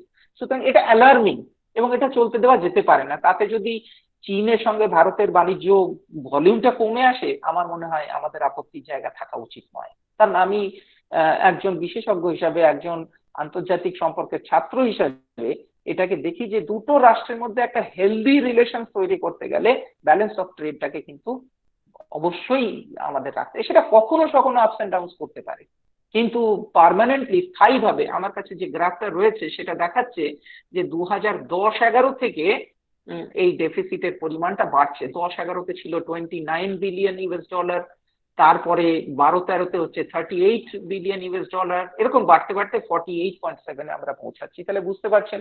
এবং বর্তমানে এই 2019-20-তে টোটাল যে ট্রেড ভলিউম সেটা হচ্ছে অ্যাপ্রক্সিমেটলি 97 বিলিয়ন ইউএস ডলার। সুতরাং ট্রেড ভলিউমটা খুব ক্যাচি, খুব সিগনিফিক্যান্ট। কারণ মনমোহন সিং এবং চীন একটা সময় 2011 একটা চুক্তি করেছিলেন যে 2020 সালের মধ্যে আমরা 2015 সালের মধ্যে আমাদেরকে 100 বিলিয়ন ইউএস ডলার টার্গেটটা মিট করতে হবে। যে 100 বিলিয়নটা হয়তো আমরা এই প্যান্ডেমিক যদি না হতো তাহলে এবছরে সেই টার্গেটটা মিট করতে পারতাম। কিন্তু আবার বলছি এই কথাগুলো বলে আমার কাছে কিন্তু এই ট্রেন্ডটা সুখকর নয়। যদি আমরা 100 বিলিয়ন টাচও করতাম তাহলেও সেটা কোনো হেলদি সাইন বলে আমি মনে করি না, because of this trade deficit. আলোচনা লাস্ট পার্টে চলে আসছি, সেটা হচ্ছে স্ট্র্যাটেজিক অ্যাঙ্গেল। পলিটিক্যাল অ্যাঙ্গেলটা আলোচনা করেছি, ইকোনমিক অ্যাঙ্গেলটা আলোচনা করেছি এবং স্ট্র্যাটেজিক অ্যাঙ্গেল, স্ট্র্যাটেজিক ক্ষেত্র এটাকে বাংলায় কি বলে আমি ঠিক জানি না। স্ট্র্যাটেজিক্যালি ভারতের কাছে চীন কতটা গুরুত্বপূর্ণ, চীনের কাছে ভারত কতটা গুরুত্বপূর্ণ, সেটা বোঝাতে গেলে সংক্ষেপেই বলছি যে ছাত্রছাত্রীরা সবাই কম বেশি আন্তর্জাতিক সম্পর্ক চর্চা করেন। একটা কনসেপ্ট আছে স্ট্রিং অফ পার্ল স্ট্র্যাটেজি, যে চীন 1950-এর দশক থেকেই ক্রমশ ধীরে ধীরে তার প্রভাব প্রতিপত্তি কর্তৃত্ব বিস্তার করবার জন্য এবং ভারতকে নিয়ন্ত্রণে রাখার জন্য, যাতে ভারত যাতে কখনোই আন্তর্জাতিক ক্ষেত্রে বিশ্ব রাজনীতি এবং অর্থনীতিতে খুব বেশি গুরুত্বপূর্ণ শক্তি হিসেবে উঠে আসতে না পারে, সেজন্য চাপে রাখা, সেজন্য একটা স্ট্রিং অফ পার্ল স্ট্র্যাটেজি। অর্থাৎ ভারতের যে প্রতিবেশী রাষ্ট্রগুলো রয়েছে, যেটা ম্যাপে আমি দেখিয়েছিলাম, সেই রাষ্ট্রগুলোর সঙ্গে দ্বিপাক্ষিক চুক্তি, সামরিক চুক্তি এবং অর্থনৈতিক চুক্তি স্বাক্ষর করা। পাকিস্তান, বাংলাদেশ, শ্রীলঙ্কা, নেপাল এরকম একাধিক রাষ্ট্রের সঙ্গে চুক্তি স্বাক্ষর করে সেই রাষ্ট্রগুলোতে সামরিক ঘাঁটি বানানো বা সামরিক ঘাঁটি তৈরি করার জন্য জমি নিয়ে নেওয়া, এবং সেখানকার রাষ্ট্রগুলোকে নির্ভরশীল করে তোলা অর্থনৈতিক দিক থেকে, এত বেশি তাদেরকে লোন দিয়েছে, অর্থ সাহায্য দিয়েছে, সেই অর্থ দিতে করার মতন ক্ষমতা বেশিরভাগ আমাদের প্রতিবেশী রাষ্ট্রের নেই, যার ফলে পাকিস্তানের অবস্থা খুব শোচনীয়। যে CPEC, China Pakistan economic corridor, এর জন্য $65 বিলিয়ন অর্থ ইনভেস্ট করছে চায়না, এবং সেই অর্থ দিতে করার মতন ক্ষমতা পাকিস্তানের আছে বলে আমার জানা নেই। একইভাবে শ্রীলঙ্কাতে প্রচুর অর্থ বিনিয়োগ করেছে এবং সেই অর্থ রিপে করার মতন ওই হাম্বানটোটা পোর্ট, যে পোর্টটা ডেভেলপ করতে গিয়ে এত অর্থের প্রয়োজন হয়েছে যে সেই পোর্টটাকে লিজ দিয়ে দিতে হয়েছে। শ্রীলঙ্কা সরকার চীনা সরকারকে লিজ দিয়েছে 99 বছরের জন্য, কারণ তাদের সেই অর্থ দিতে করার মতন ক্ষমতা নেই। তো আমি এই যে এক্সাম্পল গুলো দেওয়ার চেষ্টা করছি, এর মাধ্যমে বোঝাবার চেষ্টা করছি যে স্ট্রিং অফ পার্ল স্ট্র্যাটেজিটা কতটা ভয়ানক হয়ে উঠেছে over the years, over the ডিকেডস, যেটা ভারতকে চারিদিক থেকে একটা চাপে রাখা একটা পরিস্থিতি, যে আগামী দিনে যদি যুদ্ধ হয় তাহলে চীনের ক্ষেত্রে যেটা বিগেস্ট অ্যাডভান্টেজ আজকে আমাদের কাছে খুব চিন্তার বিষয়, যে লাদাখ অঞ্চলে যেটা চলছে স্ট্যান্ড অফটা, এটা যদি যুদ্ধে কনভার্ট হয়, আগামী দিনে যদি আমাদেরকে যুদ্ধ করতে হয়, তাহলে চীনের ক্ষেত্রে কিন্তু একাধিক ফ্রন্ট রয়েছে। চীনের নেপাল থেকে চীন ভারতকে আক্রমণ করতে পারে, পাকিস্তান থেকে চায়না পাকিস্তান ইকোনমিক করিডোর, সেই দিক থেকে ভারতকে আক্রমণ করতে পারে, শ্রীলঙ্কা থেকে আক্রমণ করতে পারে। পাশাপাশি বাংলাদেশের সাথেও চীনের একটা এমন একটা আন্ডারস্ট্যান্ডিং যে বাংলাদেশের সঙ্গেও চীনের সম্পর্কটা খুবই ভালো, যদিও শেখ হাসিনার নেতৃত্বে বর্তমানে যে সরকার বাংলাদেশে রয়েছে তার সাথে ভারতের সম্পর্কটাও মধুর, কিন্তু বাংলাদেশ যেটা করছে সেটা হচ্ছে চীন এবং ভারতের মধ্যে একটা ব্যালেন্স করে তার বিদেশ নীতিটাকে এগিয়ে নিয়ে যাওয়ার চেষ্টা করছে, তার জাতীয় স্বার্থের কথা মাথায় রেখে। তো আমি এই যে কথাগুলো বলছি এর মাধ্যমে যেটা বলার চেষ্টা করছি যে স্ট্র্যাটেজিক্যালি কিন্তু আমরা when compared with চায়না আমরা কিন্তু অনেক ডিসঅ্যাডভান্টেজ জায়গায় রয়েছি, এবং সেই ডিসঅ্যাডভান্টেজের একটা বড় কারণ হচ্ছে যে প্রতিবেশী রাষ্ট্রগুলোর সঙ্গে আমাদের দ্বিপাক্ষিক সম্পর্ক খুব খারাপ, ভালো নয়, সেটা আপনারা সবাই জানেন। সার্ক একটা প্ল্যাটফর্ম হিসেবে উঠে আসলে বোধহয় আমরা অনেক ভালো জায়গায় থাকতাম, যেটা আনফরচুনেটলি দক্ষিণ এশিয়ায় সার্ক কখনোই একটা গুরুত্বপূর্ণ প্ল্যাটফর্ম হিসাবে তৈরি হতে পারেনি, এবং আগামী দিনে সার্কের যে ট্রেন্ড বলছে যে সেখানে খুব একটা সুখকর কিছু নয়। এবং স্ট্র্যাটেজিক অ্যাঙ্গেলের দিক থেকে আরেকটা কথা যেটা বলতে হয়, তাহলে ভারতের সামনে বিকল্প কি রয়েছে, ভারত কিভাবে তাহলে চীনকে কাউন্টার করবে? কিন্তু ভারতের সামনে কি কোনো বিকল্প নেই? অনেক বিকল্প আছে, সেই বিকল্পগুলোকে মাথায় রাখতে হবে। একটা হচ্ছে যে আমরা অতীতে অনেক ভুল করেছি আমাদের বিদেশ নীতিতে, দ্বিপাক্ষিক সম্পর্কের ক্ষেত্রে প্রতিবেশী রাষ্ট্রগুলোর সঙ্গে আমরা সুস্থ স্বাভাবিক সম্পর্ক আজ পর্যন্ত তৈরি করে উঠতে পারিনি, এটা আমাদের বিদেশ নীতির একটা বড় ব্যর্থতা। আমার খুব আশা ছিল যে মোদী সরকার ক্ষমতায় আসার পরে 2014 সাল থেকে প্রতিবেশী রাষ্ট্রদের সঙ্গে ভারতের সম্পর্ক অনেকটা একটা পজিটিভ একটা অ্যাপ্রোচ নিয়ে এগোবে, সেটা শুরু হয়েছিল, কিন্তু সেটা বেশি দূর এগোতে পারেনি, এবং বর্তমান পরিস্থিতি আপনারা সবাই জানেন। সুতরাং যেটা বলার চেষ্টা করছি, তাহলে ভারতের সামনে হোয়াট আর দি অল্টারনেটিভস, কি কি বিকল্প রয়েছে, এবং ভারত আগামী দিনে কিভাবে তার জাতীয় স্বার্থকে সুরক্ষিত করবে, এবং আন্তর্জাতিক ফোরামে কিভাবে ভারত তার জাতীয় স্বার্থকে সুরক্ষিত করবার জন্য আন্তর্জাতিক ফোরামকে কাজে লাগাবে। সেক্ষেত্রে একটা বড় বিকল্প হচ্ছে যে সেটা হচ্ছে যে সাউথ চায়না সি, এবং সাউথ চায়না সি কে কেন্দ্র করে কিন্তু এখন অনেক বিতর্ক চলছে, এবং আপনারা সবাই জানেন যে south China property, global Commons মানে এটা কারোর ব্যক্তিগত সম্পত্তি নয়, এটা একটা কমন্স প্রপার্টি, কারণ সমুদ্র কারো ব্যক্তিগত রাষ্ট্রের সম্পত্তি হতে পারে না। কিন্তু সাউথ চায়না সি, এটা চীন over the years, over the ডিকেডস নিজের প্রভাব প্রতিপত্তি এমন ভাবে বাড়াচ্ছে, এবং সেখানে তার সামরিক যে কি বলবো সামরিক যে সজ্জা, সামরিক দিক থেকে সুসজ্জিত করছে নিজেকে, এবং ক্রমশই সাউথ চায়না সিতে চীন একটা গুরুত্বপূর্ণ শক্তি হিসেবে নিজের প্রভাব প্রতিপত্তি বিস্তার করতে সক্ষম হচ্ছে। সুতরাং এই সাউথ চায়না সি কে কেন্দ্র করে যা ঘটনা ঘটছে তাতে সারা পৃথিবী কিন্তু খুব ডিস্টার্বড।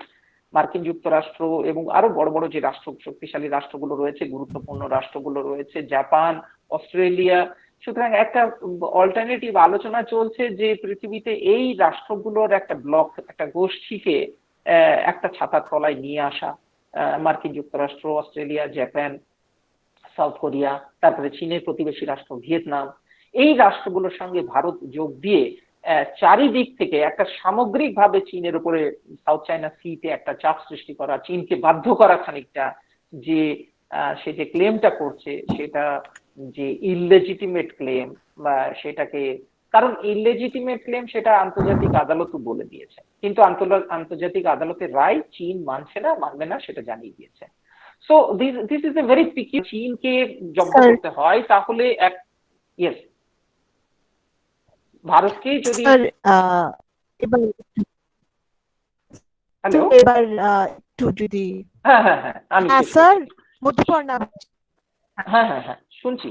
সুতরাং আগামী দিনে যদি ভারতকে যদি একটা নির্দিষ্ট জায়গা, নিজের একটা স্পেস তৈরি করতে হয়, তাহলে যেটা করতে হবে সেটা হচ্ছে যে কতগুলো বিকল্পের মধ্যে এটা হচ্ছে একটা বিকল্প, যে development of border infrastructure at A first space, যে বর্তমান মোদী সরকার যেটা গ্রহণ করেছে 2014 সাল থেকেই আমরা দেখছি যে আমাদের বর্ডার অঞ্চলে ইনফ্রাস্ট্রাকচার ডেভেলপমেন্টের কাজটা খুব ভালো চলছে।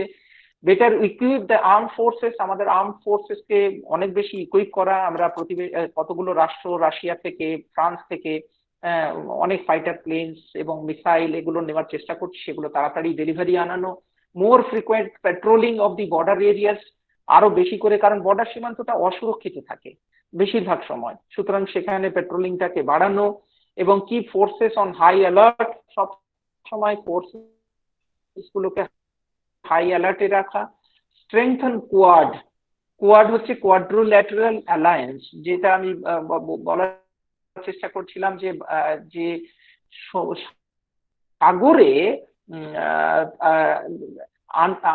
একযোগে চারটি রাষ্ট্র, অস্ট্রেলিয়া, জাপান, মার্কিন যুক্তরাষ্ট্র এবং ভারত, তারা একটা ছাতার তলায় একটা গোষ্ঠী ব্লক তৈরি করছে, যাতে আগামী দিনে চীনের গতি হচ্ছে একটা ভালো অল্টারনেটিভ। এবং আমি আরেকটা বিষয়ে পক্ষপাতী, সেটা হচ্ছে strengthening India's engagement with Russia. রাশিয়ার সঙ্গে ভারতের একটা পুরনো বন্ধুত্বপূর্ণ সম্পর্ক রয়েছে, সেটাকে আরেকটু বেশি শক্তিশালী করা যায় কিনা সেটা নিয়ে চিন্তা ভাবনা করা। Reduce India's import on from China, যেটা আমি বারে বারে বলার চেষ্টা করছি যে চীনের উপর থেকে আমাদের নির্ভরশীলতা অর্থনৈতিক দিক থেকে, কিন্তু সেটা ফেজ বাই ফেজে হতে হবে। এবং বলে আমি ফাইনালি যে পয়েন্টটা বলে আজকের আলোচনাটা শেষ করব, সেটা হচ্ছে যে ঠান্ডা যুদ্ধের সময় ইন্ডিয়া এবং চায়না, ভারত এবং চীন দুটোই নিজেকে victim of imperialism and colonialism বলে ইয়ে করতো। সেই ফ্রেমওয়ার্ক থেকে আমরা পোস্ট কোল্ড ওয়ার ইয়ার্সে কিন্তু বেরিয়ে এসেছি। এখন আমরা চায়নার ভিকটিম, চায়নার যে ইম্পিরিয়ালিস্ট ডিজাইন, হেজিমনিস্টিক ডিজাইন, তার একটা ভিকটিম আমরাই হচ্ছি।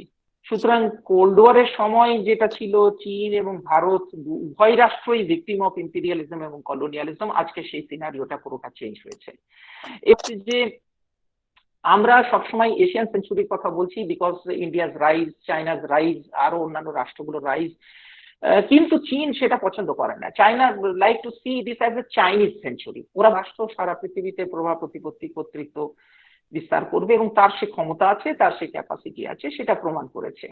এবং China would like to be treated itself as a only or lone global super power, সারা পৃথিবীতে একমাত্র মহাশক্তি। সুতরাং এই হচ্ছে চীনের বর্তমানে যে স্ট্র্যাটেজি, সেই স্ট্র্যাটেজি গুলো সেখানে ভারতের সাথে কিন্তু তার খাপ খাচ্ছে না। সুতরাং ভারতকে তার বিকল্প হিসেবে, যেটা ডেমোক্রেটিক কান্ট্রিজ গুলোর সঙ্গে যোগসূত্র বাড়িয়ে চীনের উপরে কিভাবে চাপ সৃষ্টি করা যায়, রাশিয়ার সঙ্গে যোগসূত্রটা বাড়ানো, তবেই আগামী দিনে আমরা একযোগে চীনকে জব্দ করতে পারবো। এই কথাগুলো বলে আমি অনেক বেশি সময় নিয়েছি। আপনাদের সবাইকে ধন্যবাদ জানাচ্ছি আমাকে সুযোগ দেওয়ার জন্য, এবং আশা করি কিছু প্রশ্ন থাকবে, কিছু কমেন্ট থাকবে, কিছু অবজারভেশন থাকবে, সেগুলোও আমি শুনবো এবং চেষ্টা করব আমার মতন উত্তর দেওয়ার জন্য। এবং পাওয়ার পয়েন্টটা না দেখাতে পারার জন্য আমি খুব দুঃখিত। আমি কলেজকে পাঠিয়ে দেবো, পরে যদি সম্ভব হয় আপনারা দেখে নেবেন। Thank you all. Madhuparna Thank you, sir. Thank you for the excellent presentation. sir. Madhuparna হ্যাঁ স্যার, হ্যালো হ্যালো, শুনতে পাচ্ছেন? হ্যালো, শোনা যাচ্ছে শোনা যাচ্ছে। আচ্ছা, হ্যাঁ। হ্যাঁ thank you sir, thank you for the excellent presentation sir. আপনাকে আমরা রিকোয়েস্ট করেছিলাম যে একটু স্টুডেন্টসদের কথা একটু ভেবে একটুখানি বলতে বাইলিঙ্গুয়ালি। আপনি এত সুন্দরভাবে পুরোটাই মানে ম্যাক্সিমামটাই বাংলায় এত সুন্দরভাবে বুঝিয়েছেন, মানে from beginning, from Chinese ambitions and strategies to the changes which have occurred in Chinese policy over the years, the non-interference থেকে militarization কিভাবে হয়েছে ওদের foreign policy. It was an excellent presentation, such a lucid presentation. Thank you very much, sir. Now I would open into the house. I request করব Dr. Pema Lama to be interaction moderator. Dr. Pema Lama. Thank you, Dr. Madhuparna Madam. So, acknowledging Professor Kothari for his insightful, enriching and lucid lecture, I now open the floor for interaction, which has always been the hallmark of any lecture and in the current situation, the webinar. So we have several questions. So I guess without any delay, I will place the questions to our eminent speaker. So, sir, the first question that we have is from Mona Lisa Mustafi. I am just interrupting. Is there Joydeep sir. is there, principal of your college? He's supposed to leave at 7:30, I am told. So can I hear from him a word about my Sir, he has messaged just now কি উনি leave করেছেন, ওনার টক আছে একটা। আচ্ছা ঠিক আছে Okay, go ahead please. Go ahead. So can I continue, sir? Yes, sir. Yes. So, sir, this question is from Mona Lisa Mustafi. So she is saying is that is economy the dominant factor that drives the India-China bilateral relations? Yes, undoubtedly এটা একেবারে সেই curl মার্কসের তত্ত্ব যে অর্থনীতিটা হচ্ছে স্তম্ভ, অর্থনীতিটা হচ্ছে structure এবং সে তার উপরেই সুপার স্ট্রাকচার সবকিছু দাঁড়িয়ে থাকে। সুতরাং আমি এখনো মনে করি 21st centuryতে unless you are sufficiently strong enough economically you cannot be a military power, a strong nuclear power, কারণ আণবিক শক্তি হিসেবে উঠে আসতে গেলেও আমাদেরকে অর্থনীতির সাপোর্ট দরকার। সুতরাং ভারত চীন দ্বিপাক্ষিক সম্পর্কের ক্ষেত্রে অর্থনীতিটা একটা গুরুত্বপূর্ণ বিষয়, সেটা ঠিকই, কিন্তু বর্তমানে যে ট্রেন্ড কোভিড-19 এর বিষয়টাকে ব্যাকগ্রাউন্ডে রেখে যে বলার চেষ্টা করছি সেটা হচ্ছে খুব আশাব্যঞ্জক নয়, কারণ বর্তমানে আমরা চাইছি আমাদের চীনের উপর থেকে নির্ভরশীলতা কমিয়ে আনতে। কিন্তু এটা কমিয়ে আনার পাশাপাশি যেটা আমরা করতে পারি বা করা উচিত বা করছেও, ভারত সরকার কিছু উদ্যোগ গ্রহণ করেছে, সেটা হচ্ছে যে চীন থেকে একাধিক রাষ্ট্র তার শিল্প, তার বড় বড় যে এস্টাবলিশমেন্টস গুলো রয়েছে সেগুলোকে তারা সরিয়ে নিচ্ছে। সুতরাং তার যদি 1/3 বা 1/4 আমরা ভারতে সেই ইন্ডাস্ট্রি বা ইনভেস্টমেন্টটাকে আনতে পারি, I think that would be a very good substitute of India-China economic relations. Thank you, sir, for your very comprehensive answer. So I now move on to the next question, which is from Bibi Lama from Sikkim Central University. He is asking, why can't India have alternative trade partners to break the Chinese monopoly? Yes, Lama. Lama is there? Yes, sir. He is Lama, from can you Sikkim hear Central me? University. Yes, can you hear me, Lama? So I think he's muted. He's there. He's there, but Yes, yes. Oh, what is your question? Repeat once again, Lama. Sir, India needs to have alternative trade partners to break the Chinese monopoly. Yes, that just now I have said, Lama, it's a very good question, and thank you for coming forward and taking part in this lecture program. Lama is a very good friend of mine. Lama, I have already mentioned just now that industries getting out of China from the various countries are actively and desperately trying to get out of China. Japan, Australia, Singapore, and South Korea, United States.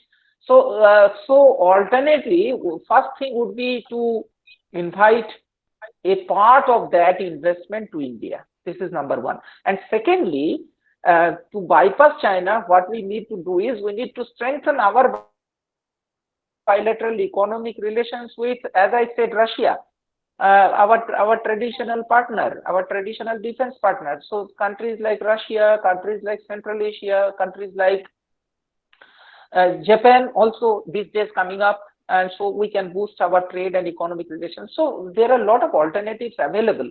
But what I'm trying to say is that overnight it is not possible.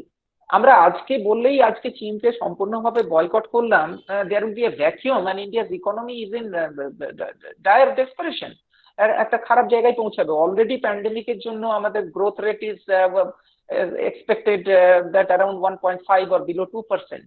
সুতরাং এই পরিস্থিতিতে completely চীনকে boycott করে যতক্ষণ পর্যন্ত alternative avenues গুলোকে আমরা promote করতে না পারছি ততক্ষণ ওয়েট করা, একটু ধৈর্য ধরে স্ট্র্যাটেজিক্যালি একটা কম্প্রিহেন্সিভ প্ল্যানিং করে চীনকে বাইপাস করা এবং অন্য রাষ্ট্রগুলোর সঙ্গে ইকোনমিক পার্টনারশিপটাকে এগিয়ে নিয়ে যাওয়া।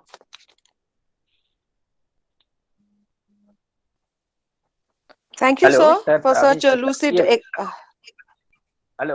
Thank you, sir, for such a lucid explanation. Hello, sir. Thank you, sir. Hello. আমি সিদ্ধার্থ শঙ্কর মান্নার কথা বলছি, গৌড়বঙ্গ ইউনিভার্সিটি থেকে। স্যার, আমার একটা প্রশ্ন হচ্ছে যে আমরা জানি যে আপনি দীর্ঘ সময় রাশিয়াতে ছিলেন এবং রাশিয়াতে যখন ভাঙন হয়েছে সেই সময় আপনি ওখানে সময় কাটিয়েছেন, এবং রাশিয়ার যে আগ্রাসন আর চীনের আগ্রাসন, এটাও এক ধরনের সাউথ এশিয়ার রাষ্ট্রগুলোর উপরে যে এক্সপানশন দেখা দিচ্ছে, সেই দুটো আগ্রাসনের মধ্যে কি পার্থক্য আপনি পাচ্ছেন? আপনার অভিজ্ঞতা কি বলছে? 90-এর দশকে যে কমিউনিস্ট, সেটাও একটা কমিউনিস্ট কান্ট্রি, এটাও একটা কমিউনিস্ট কান্ট্রি, কিন্তু ওই কমিউনিস্ট কান্ট্রির যে এক্সপানশন পলিসি আর চীনের যে এক্সপানশন পলিসি এখন বর্তমানে, সেটার মধ্যে কি আপনি পার্থক্য পাচ্ছেন যদি আপনার অভিজ্ঞতা থেকে শেয়ার করেন? যেহেতু আপনি খুব ভালো প্রশ্ন সিদ্ধার্থ, খুবই ভালো প্রশ্ন এবং খুব কম সময়ের মধ্যে আনসার দেওয়া সম্ভব নয়, আমি তাও চেষ্টা করছি। সেটা হচ্ছে রাশিয়া যেটা করছে এক্সপ্যানশনিস্ট পাওয়ার হিসাবে, সেটা রিজিওনাল ফ্রেমওয়ার্কের মধ্যেই নিজেকে কনফাইন্ড রাখছে। রাশিয়া তার জাতীয় স্বার্থকে সুরক্ষিত করবার জন্য রিজিওনালি যা কিছু করার তার মধ্যেই নিজেকে কনফাইন্ড রাখছে। ইন কন্ট্রাস্ট চায়না কিন্তু শুধু নিজের জাতীয় স্বার্থ সুরক্ষিত করার সাথে সাথে, যেটা আমি প্রেজেন্টেশনে বললাম যে অ্যাগ্রেসিভ ফরেন পলিসি, অ্যাসার্টিভনেস থেকে অ্যাগ্রেসিভ একটা মিলিটারাইজেশন অফ চাইনিজ ফরেন পলিসির কথা বললাম, যার ফলে সারা পৃথিবীর উপরে তার প্রভাব প্রতিপত্তি কর্তৃত্ব। এবং এটাও কিন্তু একজনের এক্সপ্যানশনিস্ট স্ট্র্যাটেজি, যেটা হচ্ছে যে তোমার বেল্ট অ্যান্ড রোড ইনিশিয়েটিভের মাধ্যমে আমি 70টা রাষ্ট্র বা তার বেশি রাষ্ট্রে পৌঁছে গেলাম। সুতরাং this is part of expansionist strategy. এটা সরাসরি আমি এটাকে এক্সপ্যানশনিস্ট স্ট্র্যাটেজি বলছি না, অথচ অ্যাকচুয়ালি আমি যেটা করছি সেটা হচ্ছে এক্সপ্যানশন। সুতরাং রাশিয়া যেটা করছে সেটা রিজিওনালি, আর চীন যেটা করছে সেটা হচ্ছে globally. Thank you Siddharth. Thank you sir. Madhuparna sir, আরেকটা আমাকে হেল্প করবেন আরেকটা প্রশ্ন করার জন্য? স্যার, মধুপর্ণাকে জিজ্ঞেস করো। হ্যালো, মধুপর্ণাকে জিজ্ঞেস করো। হ্যাঁ ম্যাডাম, স্যার, আমাদের টাইমটা একটুখানি লিমিটেড আছে স্যার, সো আমরা এবার একটু ওয়াইন্ড আপ করার জন্য চেষ্টা করছি স্যার। হ্যাঁ, thank you for the questions. Thank you, Dr. Pema Lama. I will now request Professor Debaruti Mondal to propose the vote. Thanks.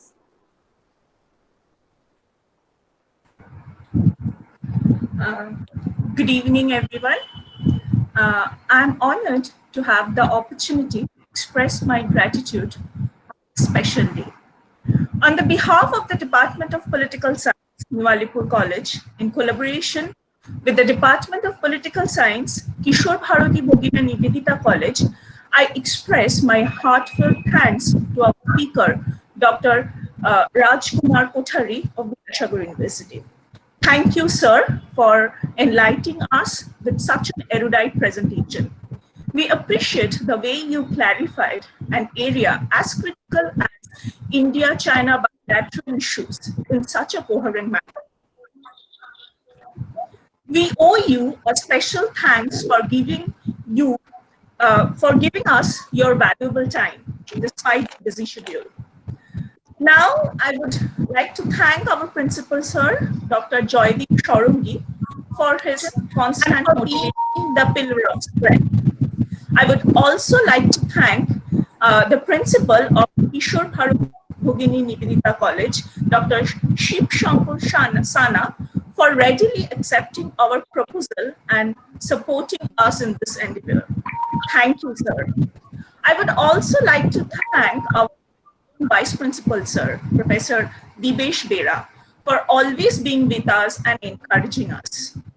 Now, I would like to extend my heartfelt thanks to Professor Anirudh Kaur for designing the thought-provoking poster of this online lecture series. I would also like to thank our New Alipur College administration for extending logistic support as and when needed. I thank the entire faculty of both the colleges for extending their mutual cooperation and materializing this joint venture. Now, I would like to thank all the participants who have blessed us with their presence. Some of them are my colleagues, my seniors, my friends, research scholar, faculty member, and student from different universities all across the Bengal.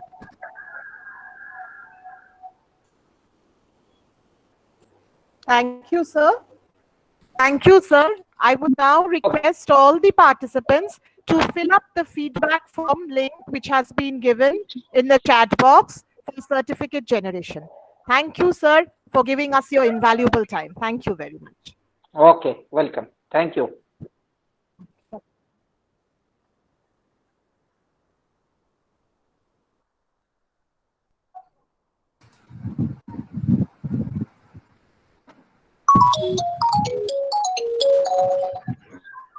হ্যাঁ বলো।